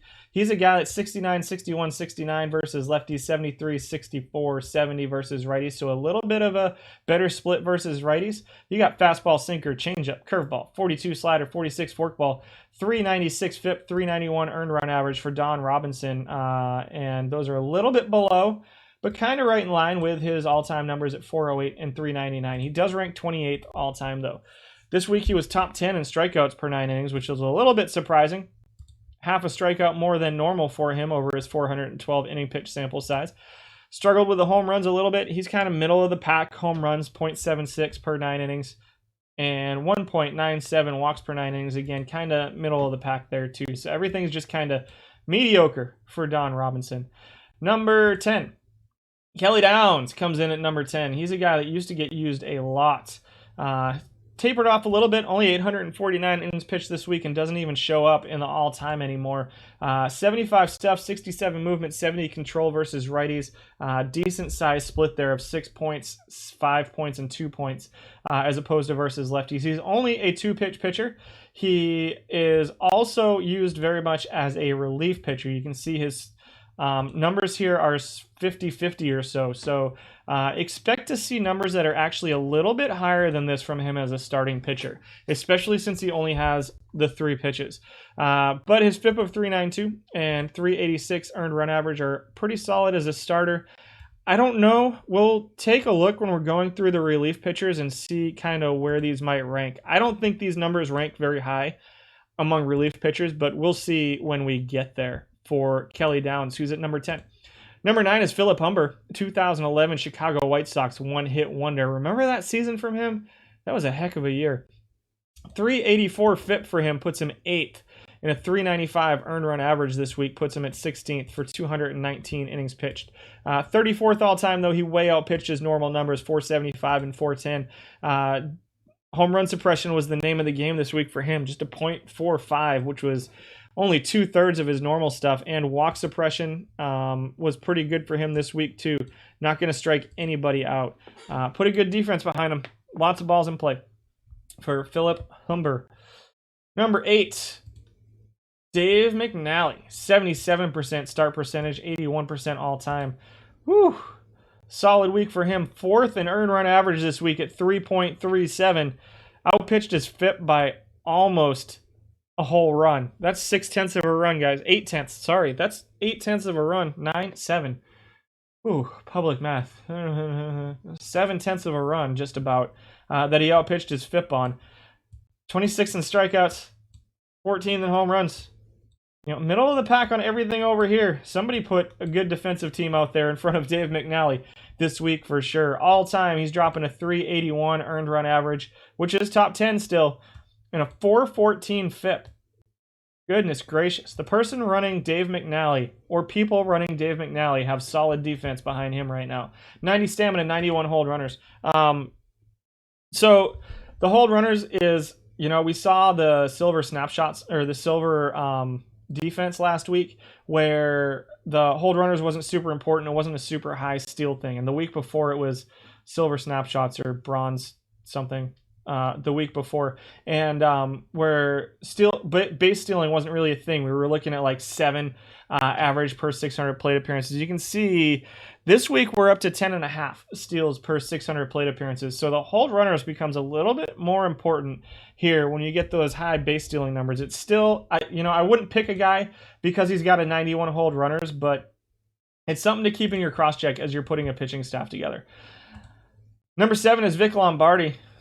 I'm sensing a trend here. There's nobody on the list. We've had Sanderson show up so far and Jenkins, and that's it. Lombardi with a solid week, 366 FIP, 19th in earned run average with a 396, a sub 4 earned run average. Home run suppression, 0.56, 6th this week in home run suppression, and 12th in walks at 1.51. He had a solid control week for Vic Lombardi this week. All time he ranks right around number 16, 17th in FIP. Close to the top 10 in home run suppression, so good movement going on there. Fastball, changeup, curveball numbers, starts 98% of the time. Decent stamina, decent hold runners for Vic Lombardi at number 7. And at number 6, Paul Minner comes in at number 6. We're going to go back up. We're going to go back to 15 and go back up and see where some of these other guys further up rank. So Paul Minner is one of those guys. Good stuff versus lefties, 77, 57, 72. Little bit of a split, 3 points and 1 point of control. Good stamina, good hold runners, fastball, changeup, curveball. And then this guy, Screwball, is going to help him out a little bit. And it helped him out this week to a 387 FIP and a 341 earned run average over 833 innings. So he's just outside the top 10 of pitchers getting used by about 16 innings below Kelly Downs. All time, you're looking at, he's 500 innings or so behind. Lower start percentage, so that's helping out his numbers just a little bit, so keep that in mind. All time, he's ranking 24th. So the screwball is not doing much for him. The screwball doesn't have quite as much of an effect as the knuckleball and knuckle curve do. I still consider it a weird pitch, but it's not quite the effect that the knuckleball and knuckle curve do. But for him, 390 earned run average all time, 403 FIP all time. And so that is Paul Minner. At number 5, somebody on the list, thank goodness. Ray Brown at number 5, super high stuff, lower movement, really bad control. Almost the worst when it comes to walks per 9 innings for Ray Brown. 51 control versus lefties, 53 versus righties. This week, he was 7th in earned run average and 9th in FIP. All time, he's 16th and 18th. He ranks 29th all time. He will strike guys out. 6.1 strikeouts per 9 innings. 6 for him here. 16th and 18th in earned run average and FIP. Home runs, 0.7. The walks are an issue for Ray Brown for sure. 91 stamina, 48 hold runners. He comes in at number 5 though. The results are there. The earned run average results are pretty good. Not spectacular by any stretch. I don't think he's set himself above too many guys on the list, but the earned run average and the FIP look pretty good for him, even though he's struggling with walks. Number 4, old friend Brent Suter. Brent Suter was number 1 for a really, really long time on the bronze starting pitcher list. His stamina actually came up just a little bit, I think. I think it was a little bit lower than that before. He has been converted to a relief pitcher on the live cards, but the stamina plus the hold runners helps him out. Pretty solid control guy. Pretty good stuff. He was the epitome of the high stuff, low movement, high control bronze starting pitcher for a really, really long time. And then he started pitching and got bumped to silver, and everybody was sad, myself included. Now in silver, he's pitching well in silver too. 8th most used, 7th most used this week, but a 325 earned run average, a 379 FIP this week, all-time ranking number 7, looking pretty good, 342 earned run average, 385 FIP. Brent Suter, even though the home runs continue to be an issue for him, the control is really, really solid, and he has enough stuff to strike enough guys out to get himself out of jams. He continues to be a solid option for a starting pitcher. That's a 72% start percentage, and so you can use him as a reliever too. With 5 pitches, I like him as a starting pitcher. Brent Suter at number 4. At number 3, Satchel Paige. So, something to remember with Satchel Paige. There's two of them.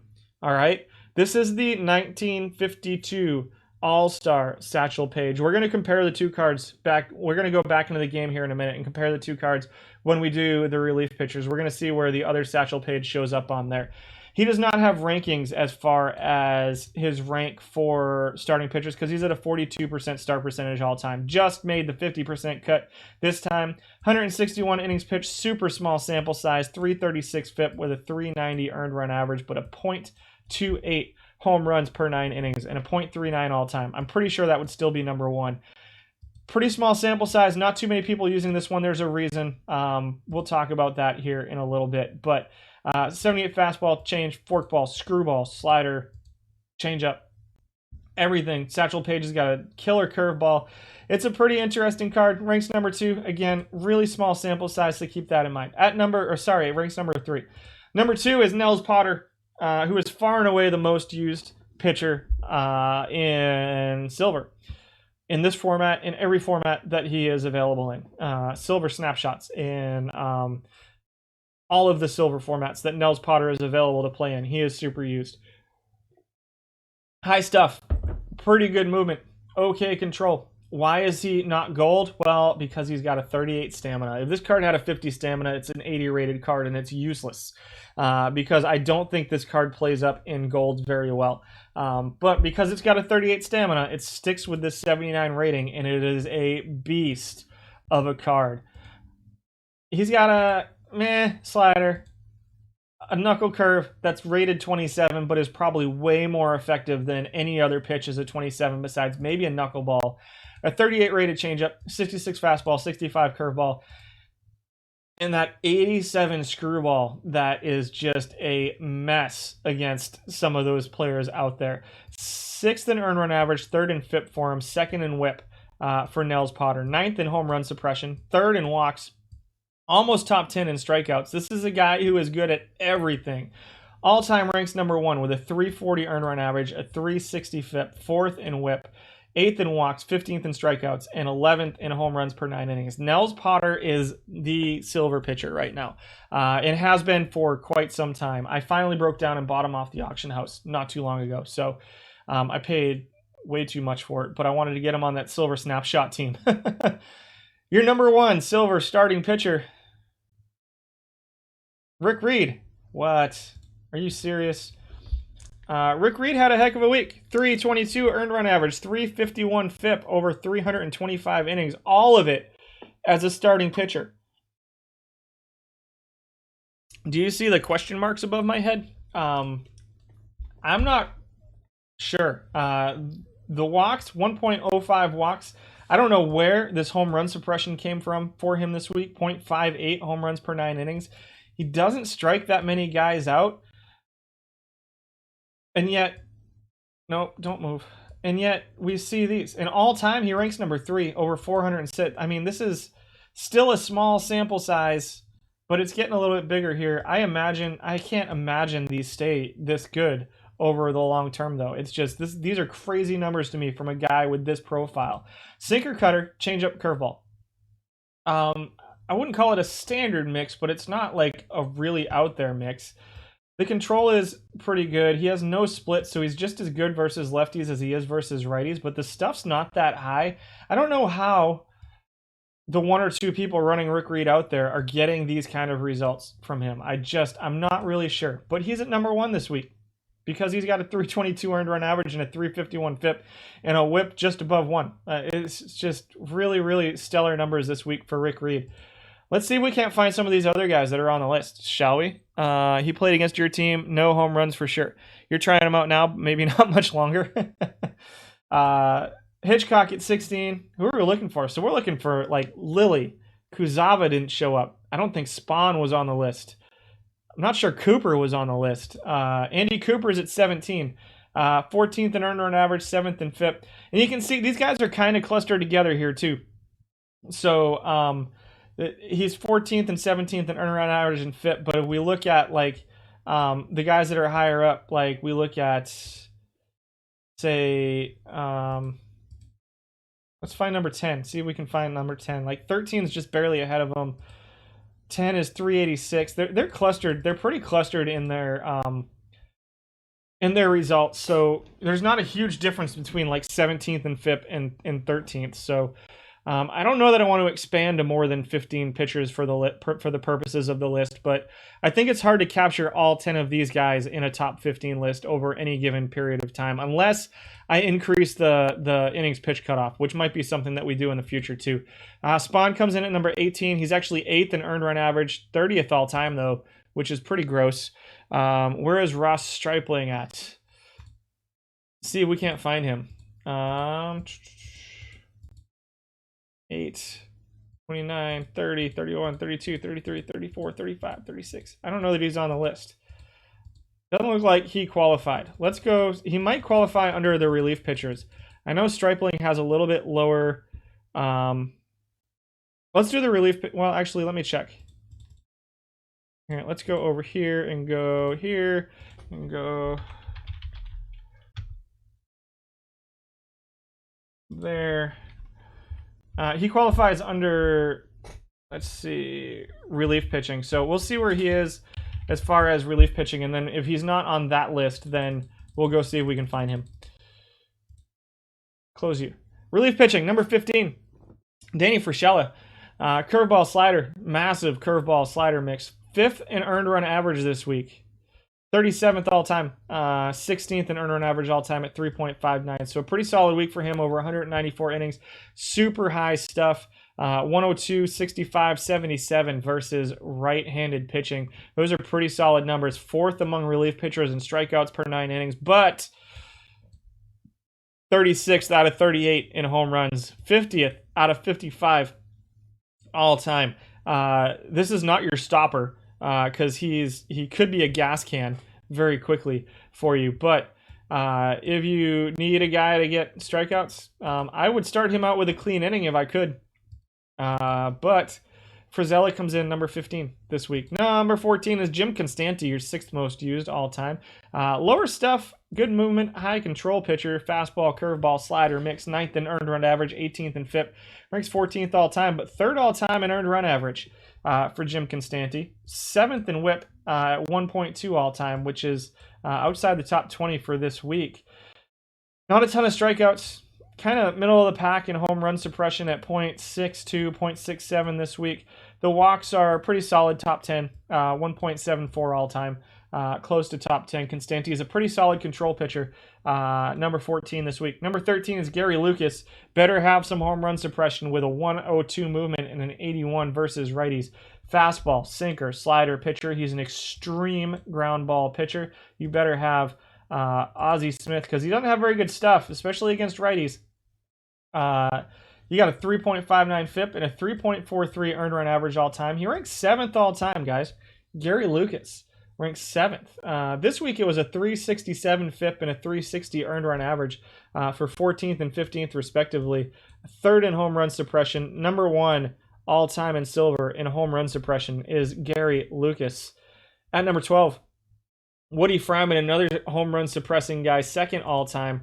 3rd in FIP all time. 12th this week though. 16th in earned run average all time at 3.62. 7th in home run suppression this week at 0.43 all time though. He's looking top 10 earned run average, number 3 in FIP. Doesn't strike too many guys out. Walks are a little bit of an issue. So again, gonna need good defense behind Woody Fryman. He ranks 4th all time though. And again, relief pitchers, if you've got defensive substitutions to bring into the game, then by all means. Number 11 is Don Gross. He's your 8th most used. High stuff. 23rd in strikeouts per 9. 10th this week, though, at 6.06.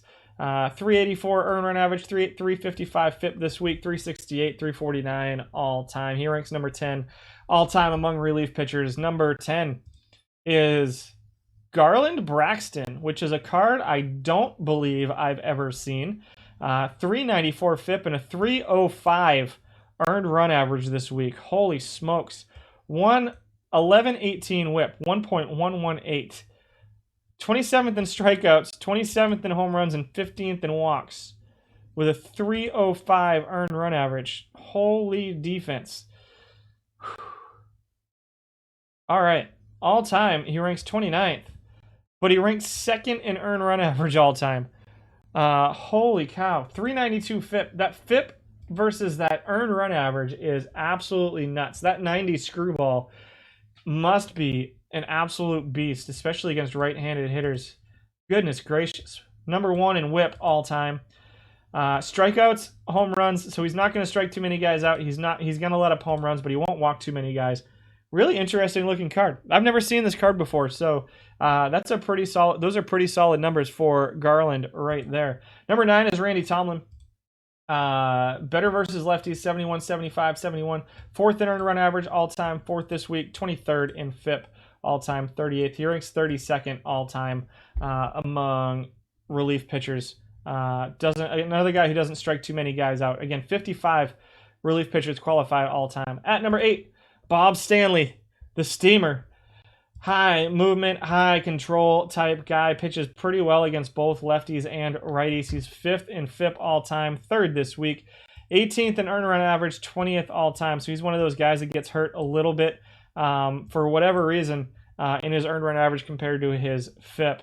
.38, he's 3rd in home run suppression, 2nd this period, and 1st in walks per 9 innings. Those are solid numbers right there. He's your 4th most used pitcher here in this format. Number 7, Jeremy Ficacci, who's your 3rd most used pitcher in this format. Very, very, very good versus righties. Moderate split versus lefties. Sinker curveball pitcher. Ficacci's 8th this week in FIP, 10th in earned run average, ranks 5th all time, 10th and 14th in FIP and earned run average all time, 4th in walk suppression all time. And so he continues to be a pretty solid addition to any silver staff right now. Ficacci is one of those guys that's been there kind of from the beginning. Johnny Sane is a card I haven't seen too much of lately. That start percentage is all you. For what? For Ficacci? Or for Tomlin? Johnny Sane, 69, 60, 84 movement versus lefties, 67, 58, 83 versus righties. So a little bit of a reverse split here for Johnny Sane. Gets 64 start percentage versus, all time. So he doesn't have rankings over here, but a 378 FIP and a 385 earned run average are both pretty good. This week it was a 48% start percentage. Brought him down to a 359 FIP and a 349 earned run average, 7th and 13th. Number 1 in walk suppression at .86. That's as a relief pitcher. 1.22 walks all time though. That's a big change in walk suppression over this week for Braxton. Gotcha. Number 5, we move into the top 5. Kaz Sasaki, 2002 All-Star. Kaz Sasaki. This is a card that's been on my radar for a while, and it's been pretty solid for a little while. He ranks 16th all time though, so he's not getting as much use as he used to, but 7th this week at 3.29 and 9th in FIP at 3.6. He's going to strike some guys out. He's one of the few very high stuff cards that get used quite a little bit in this format, but it seems like it's tailed off a little bit since what he used to be. Sane's been awful for Sid the Lizard. He looks like a pretty hit or miss player, in all honesty, because he's not going to, if he's struggling with home runs, and if he's struggling with walks, if he starts letting up walks, if he's closer to this, that's going to be pretty bad for Johnny Sane. Sasaki at 5. Billy Wagner, the most used card, although it's pretty close. And the second most over this period. Why are you not centered? That's better. Know your place. Wagner, very, very good, but huge splits versus lefties. 27 points of stuff, 19 points of movement, and 8 points of control drop versus righties. He's a little bit of a specialist at this point, but he's not terrible versus righties either. He dropped number 6 in earned run average, 11th and 5th this week at 3.63. Top 5 in strikeouts, but pretty good in walks as well. Home runs are a little bit of an issue for him. 44th all time, 33rd this week. He got a start in there somewhere. He does rank 3rd all time with a 3.29 earned run average and a 3.62 FIP all time for Billy Wagner. Kaz and Wagner as a closer battery, I totally get it. I like Kaz. I'm surprised he's not getting used more. Number 3 is Xavier Hernandez, who is 641, just outside the top 10 in use. Another one of those high stuff, pretty good movement, okay control guys. Better versus righties. Good for this format. Third this week in earned run average, but all-time he ranks 20th. He took half a run off his earned run average. His FIP was about the same. Somebody ran pretty good defense out there for him this week. Outside the top 10 in strikeouts, home run suppression, and kind of middle of the pack in walks per 9. Looks like he just had a really, really good defense behind him this week for Xavier Hernandez. At number 2, Hoyt Wilhelm comes in at number 2. High stuff, high movement, lower control. 20th. Pretty good in walks per 9 this week. Ranks 13th all time. Just had a really, really solid week in walk suppression at 2.32, which brought him up 0.4 or so home runs per 9 innings. Has him 4th all time. Strikeouts, he was almost top 10 in strikeouts this week. Normally right in the middle of the pack. The earned run average this week was 17th all time. Ranks 38th at 4.23. And the 5th this week was 2nd at 3.35. For Hoyt Wilhelm at number 2. Xavier bounces on and off your roster all the time. Yeah, it's an interesting card to me. You've tried using Wagner multiple times. I've had mixed results with Wagner too myself, Sid. It's the bullpen has been a work in progress in silver for me from the start. Number 1, your number 1 relief pitcher, Tom Acker. Good stuff, good movement. Good control. No splits. Pitches well versus lefties and righties. Absolutely elite curveball for Tom Acker. 79 fastball to go along with it. Decent stamina. 26 stamina. Not quite enough to be considered as a starter, but and with just 2 pitches, I wouldn't even consider that. But he could eat multiple innings. He's number 1 in earned run average. Number 1 in FIP. Number 7 in WHIP this week. First in strikeouts per 9. Top 10 in home runs. 23rd in walks. All time. He's number 1 in earned run average, number 6 in FIP all time, but he ranks 9th because the walks are a real thing. Control of 64 is a little bit concerning, and the home run suppression all time. He had a really, really good week this week. A full 1/10 of a point on his strikeouts, full 1/10 of a point down in home runs, and 4/10 of a point, 3/10 of a point down in walks per 9 innings. Helped his FIP and his earned run average this week. Puts him at number 1. But number 9 all time. We want to see Satchel Paige. You feel like bullpens get blown up a lot, so it's hard to ever feel good. Yeah, I agree. Karsay was at 16th. He's your 5th most used. Joe Page at 17. Atsuka at 18. Casey Mize, live Casey Mize at number 19 and his 261 innings pitched. Who was number 1? Did we see who was the number 1 rank all time? Stanley was Bob Stanley, the number 1 rank all time. There we go. I'm looking for Satchel Paige. Don Larson at 21, Les Lanecast. Satchel Paige came in at 23. What's going on with Satchel Paige? He's got 6 pitches. 2 of them are really, really good pitches. He's got good stuff, decent movement, pretty good control to go along with it. I don't really know. He ranks 21st all time. 383 FIP. I think Satchel Paige is getting hurt quite a bit because he's getting used as a starter almost 30% of the time, which is driving his numbers up ever so much. But it's enough to be really, really like a really big deal here. I think Satchel Paige is a really solid option as a relief pitcher. I think he's an interesting option as a starting pitcher in this format. We have a new simulation. Let's bring up Satchel Paige. Did Stanton make the list? I did not see Stanton. He's not here. He was not in the top 15. We'll look Stanton, and we need to look up. There's Springer, Zach Gallen, Dennis Baez. Where are you? Ross Stripling. Stripling came in at 32nd for whoever was asking about it earlier.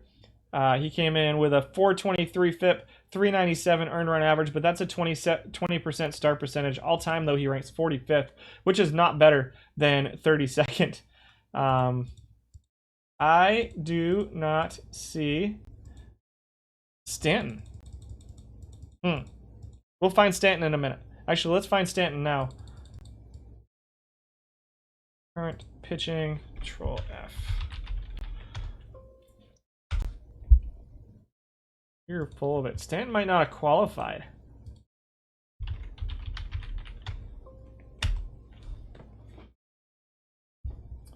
All right. I might mess with the sheet here for a second. Let's go greater. Let's change this to...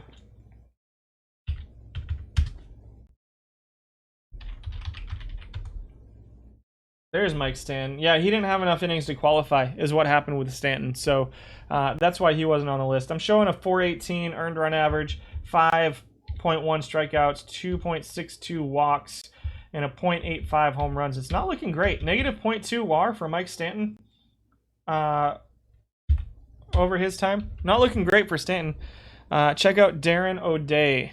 Stumbled across him today, and holy cow, we'll be trying him out because he can't resist. Let's see if we can find him. There's O'Day. I have 320. He's showing a 4.5 earned run average, 7.6. Whoa. 7.64 strikeouts. That's a lot of strikeouts. That's also a lot of walks. That's not a small amount of home runs for Darren O'Day. Interesting. Let's see if I can find him on... let's actually fix this real quick and put it back at 250 so we have the same list. 250. We'll see if we can find him. Where are you at? Too many tabs. I think I passed O'Day at one point.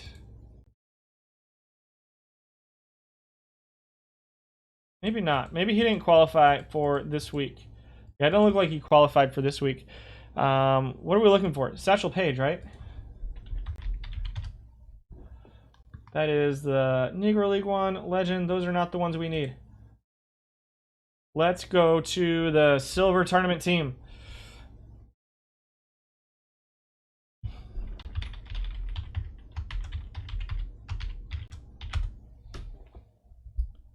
Oh, man, Diekman. Let's not talk about Diekman. Holy smokes. That guy. What a weird card he was.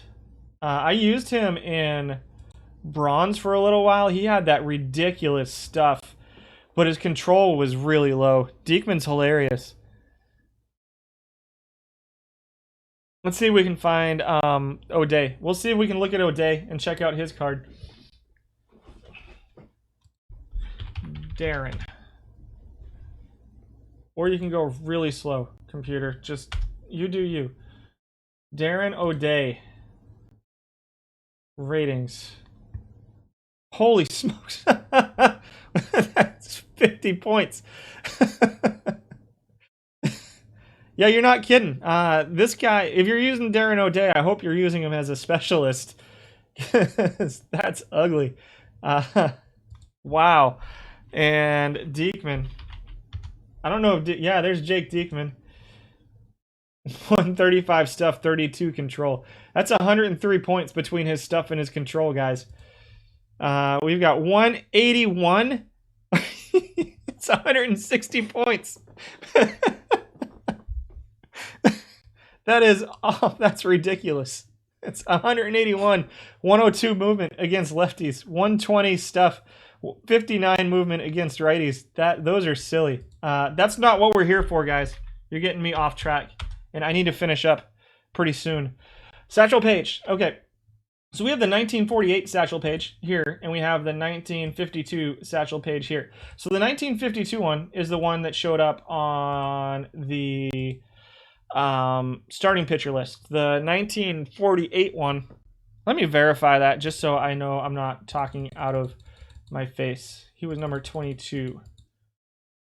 This is the 1948 one, is the one that shows up on the relief pitching list. I don't want pitching stats. Do the right thing. So on the left side, you see the 1952 Satchel Paige, the one that starts half the time. On the right, you see the 1948. I'm not surprised. 29% stamina, or 29 stamina versus 44 stamina. This is the one you're going to see start a little bit more. So when I was looking into this morning, I was like, why is this one getting used more than this one? Because this one's got a little bit more stamina. He looked a little bit better statistically speaking than the 1948 Satchel Paige. A lot of that is as a starter, so keep that in mind. He's got a 78 fastball. The curveball's an 80. They're pretty comparable to each other. The slider's a little bit higher. The changeup for 1948 Paige is a little bit higher, about 10 points. But the forkball and the screwball are about equal. You got 6 points on the forkball for 1952. What's up? Stuff is better over here. Movement's lower over here. Control is a little bit better. So you're looking at more, you're going to have a little bit more strikeouts, a little bit less walks, a little bit more home runs from the 1948 Satchel Paige. So I think that I'm not sure exactly what's going on with Satchel Paige completely, but I think that people are looking at this stuff, and this might be as a relief pitcher too. It's hard for me to tell because he's probably listed as a relief pitcher. Let's see if I can find two that are the same. Relief pitcher, starting pitcher, 1948. Let me make sure that we get two relief pitchers. He's listed as a starter. So we're going to have to go starter, and call it like that. Now let's see what they look like. It's even a little bit closer now. I don't know what his numbers look like as a relief pitcher for Satchel Paige because I can't. I might have him.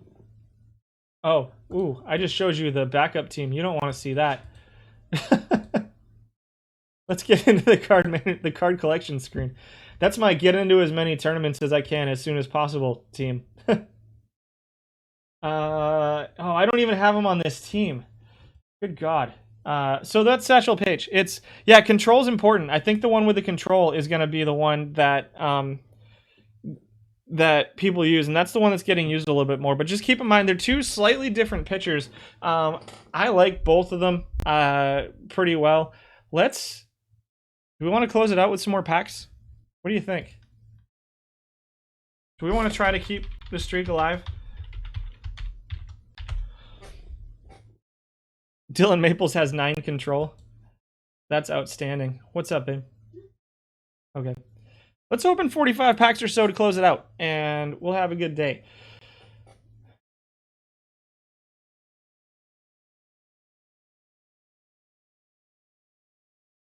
Or I'm not going to get allowed back onto the server, and we're not going to open packs. Did the servers just go down? That would make me unhappy. Oh, we're in. All right, guys.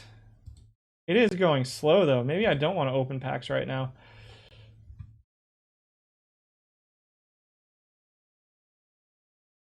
How you doing, Schilling? Did you get a second start yet? No, he'll start tomorrow. All right, guys, 47 more packs. Let's get another historical perfect. See what we do. McKinstry, Cedeno. There you go, guys. That's your that's one of your 2 or 3 must-have cards in bronze. Roger Cedeno. Pat Moran.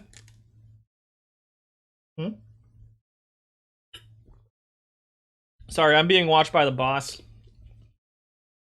I pulled a Schilling and I pulled a Kerry Wood, and we sold Kerry Wood. So that's what these packs are from, is selling the duplicate Kerry Wood Player of the Month card. There's a Jose Barrios. These packs are off to a good start, too. 2 golds in our first 4 packs.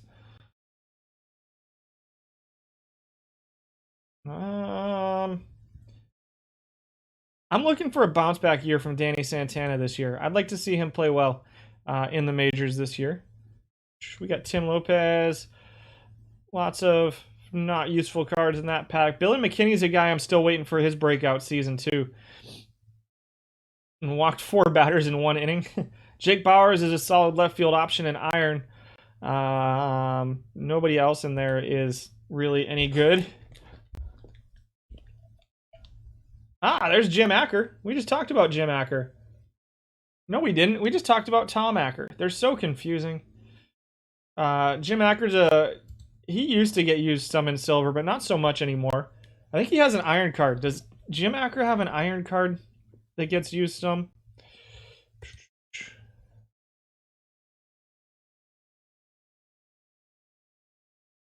Ray King, Joe Rudy, Mark Lemke. I mean, who of us wasn't a fan of those 90s Braves teams?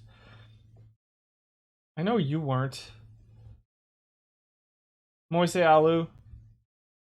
Interesting card in bronze. There's our live pack. Fulmer, Rosario, Austin wins. Victor Martinez. Historical gold. Goes for 1900. Part of Cleveland low gold collection. Kramer, Zach Collins, Billy Koch. I'm interested to see Nick Williams this season too. I think he could have a big bounce back year as well. Oh, these are ugly. Mark Belanger is a solid defensive player in Iron. Sometimes gets used in cap tournaments. Not as much anymore, I don't think. Luke Jackson. Louis Alexander Basabe, who used to be in the Red Sox organization. He was part of the Chris Sale trade a couple years ago. If I'm remembering, him and Yoan Moncada, right? Andy Carey, Yankees, historical gold. So many historical golds. Part of six-pack dynasty, which we've already got completed. It was the only game on TBS, 80s and 90s. You had to be a Braves fan. Especially since back home we had to pay for the Red Sox channel back then, so I didn't get to watch all of the Red Sox games back then. Tyler Alexander is an interesting card down in Iron. He's still a pretty spectacular pitcher in Iron, even though he's got a 43 rating. How disappointing are these? We don't have a diamond yet, guys, out of these packs. We're 20 packs in. After earlier, I feel like this is a letdown. J.D. Drew, 2007 J.D. Drew. If all he did was hit that one grand slam in Game 6 of the ALCS, his contract would have been worth it. I like J.D. Drew. A lot of Red Sox fans did not like J.D. Drew. I was a big fan. Javier Valentin, 2005 catcher for the Reds.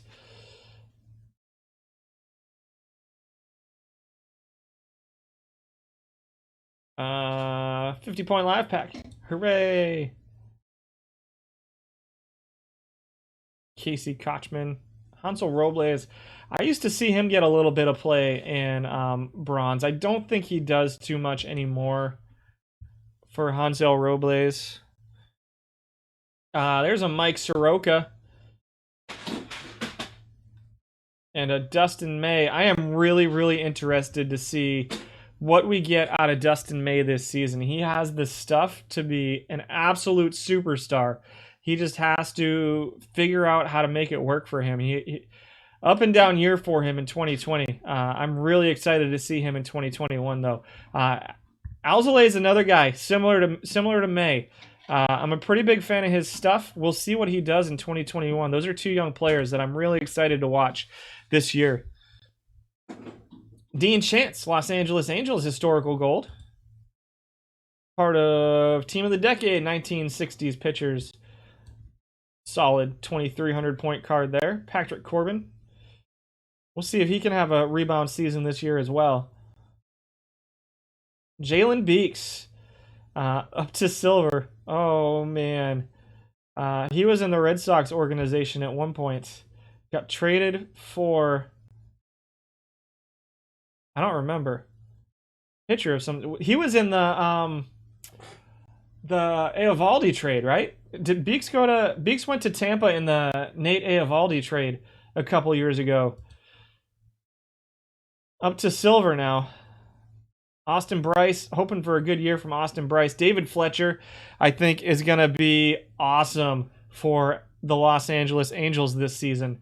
On-base machine at the top of their lineup. Really good second baseman, utility infielder kind of guy. He was really close, if not leading the American League in batting average last season. I'm really excited to see what Fletcher can do. If they can I want them to get some guys around Trout and get that team back to the playoffs. Ohtani back too. I'd love to see Mike Trout back in the playoffs as soon as possible. Let's see. We got Trevor Kelly, Ranger Suarez, Ryan Weber, hoping for a rebound. He's still pitching for the Sox. I think they're trying to stretch him out this spring to be a starting pitcher.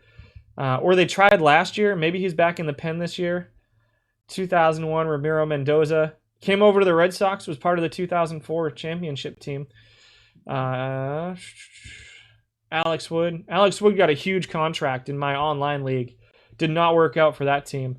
Herman Marquez just got traded in my online league. Whip, you still here? There you go. Herman Marquez. Eddie Kazak is an interesting option there as well in bronze. He gets a little bit of play. Joey Wendell. I think he's playing more third base for Tampa at this point. Slick fielding infielder for them. Tyler Glasnow. The ace of that staff now, perhaps, with Blake Snell gone. Brett Gardner's stupid face was in that pack. There's a rough pack there.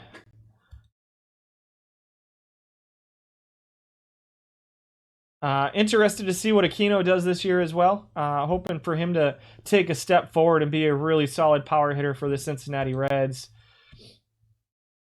Same thing with Davo Lugo for the Tigers.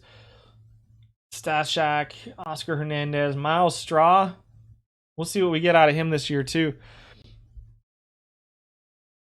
Mathis, there's your cap tournament catcher right there. So Yanni Chirinos for a long time was one of the three or four guys to go to in bronze. He's still pretty good as a starting pitcher or as a relief pitcher in bronze. Glasnow shows up in silver bullpen sometimes. Bryce Wilson, man, I'll tell you what are we going to get out of him this year? He was an absolute star in that clinching game for the Braves in the division series. Buck Farmer, Dilson Herrera, Ronald Guzman. We're down to 10 packs left. We need something good soon, or else Kerry Wood won't be worth it. Bo Bichette, Wasserman. Sue-Wei Lin's no longer with the Red Sox. Kaminsky, that's a 50-point pack there. Yikes. 9 packs left, guys. Here we go. Oh, I didn't pull those down. We got all sorts of stuff all over the screen for you there.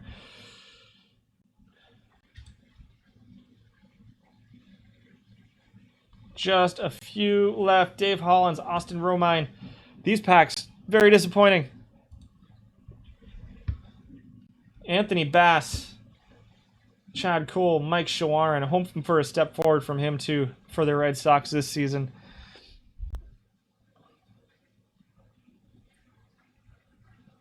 Nothing doing. Kevin Ginkel. Ginkel shows up as a reliever every now and then. Uh-oh. There we go. That is a big-time pack right there. Holy smokes. We got a 89 Trey Turner. We got an 80 Kevin Tapani, which is a new gold card for me for the Twins. Already done with that collection. We got a 95 Keith Volk. Peak historical legend closer. This is a solid card. Part of the White Sox Diamond Plus. And it's a pretty good card too. 100 stuff, 86 movement, 98 control. In gold, this will play in gold. If you're in gold level, Keith Volk will play. We'll save those packs for next week. Also, one of my favorite players of all time. He sacrificed the entire rest of his career for the 2014 World Series for the Red Sox. He was never the same pitcher after that. He's on your perfect team that you would like to replace. Nice. He's all right. He can play up in gold. Once you get to diamond, I don't think that card's going to play. I just don't think it has the stuff to play up in diamond. Can't be used till tomorrow. Got it. And that's a monster pack right there, guys. Good way to close it out. 4 left. Miles McCollum, Kyle Ryan, Brett Martin. Brett Martin's starting to get long in the tooth. Not the baseball player or basketball player Derek Fisher is the baseball player. Sam Haggerty's going to have an interesting season for the Mariners this year, I think. I'm always pulling for the Mariners to get back to the playoffs. If you haven't watched the history of the Seattle Mariners on YouTube, go do it. Bryce Wilson again. Dylan Cease. Curious to see what the White Sox get out of him this season too. And our final pack of the day before we shut her down is, whoa, that's a big one. Devin White. we had to buy him off the auction house. That's a hard to find card right there. He's a really interesting right field power option with some defense in bronze. I think I bought him off the auction house back when we did bronze, and he's a bronze defense card. Interesting option in bronze. I think that Cedeno might be a little bit better as a right field or overall offensively, but I think White's defense makes him interesting too. So we're going to shut it down today, guys. It's been an absolute blast. 3.5 hours. They're going to kill me for giving you guys all the packs. And we will see you guys tomorrow for the OHBL playoffs. Seriously, come check it out. It is so much fun. And I get to talk smack to the guys in the league in the chat too. So that's a lot of fun. Thursday is going to be, we're going to hit the TABA really hard. So for those of you in the Transatlantic Baseball Association with me, we're hitting the TABA really hard on Thursday. We're going to do some good stuff. We got 5 weeks now left in the playoff push there. So thanks for coming out and hanging out with me today, guys. We will see you. If you don't come out to my regular streams, we'll see you next Tuesday. So have a great week, and thanks again. Bye.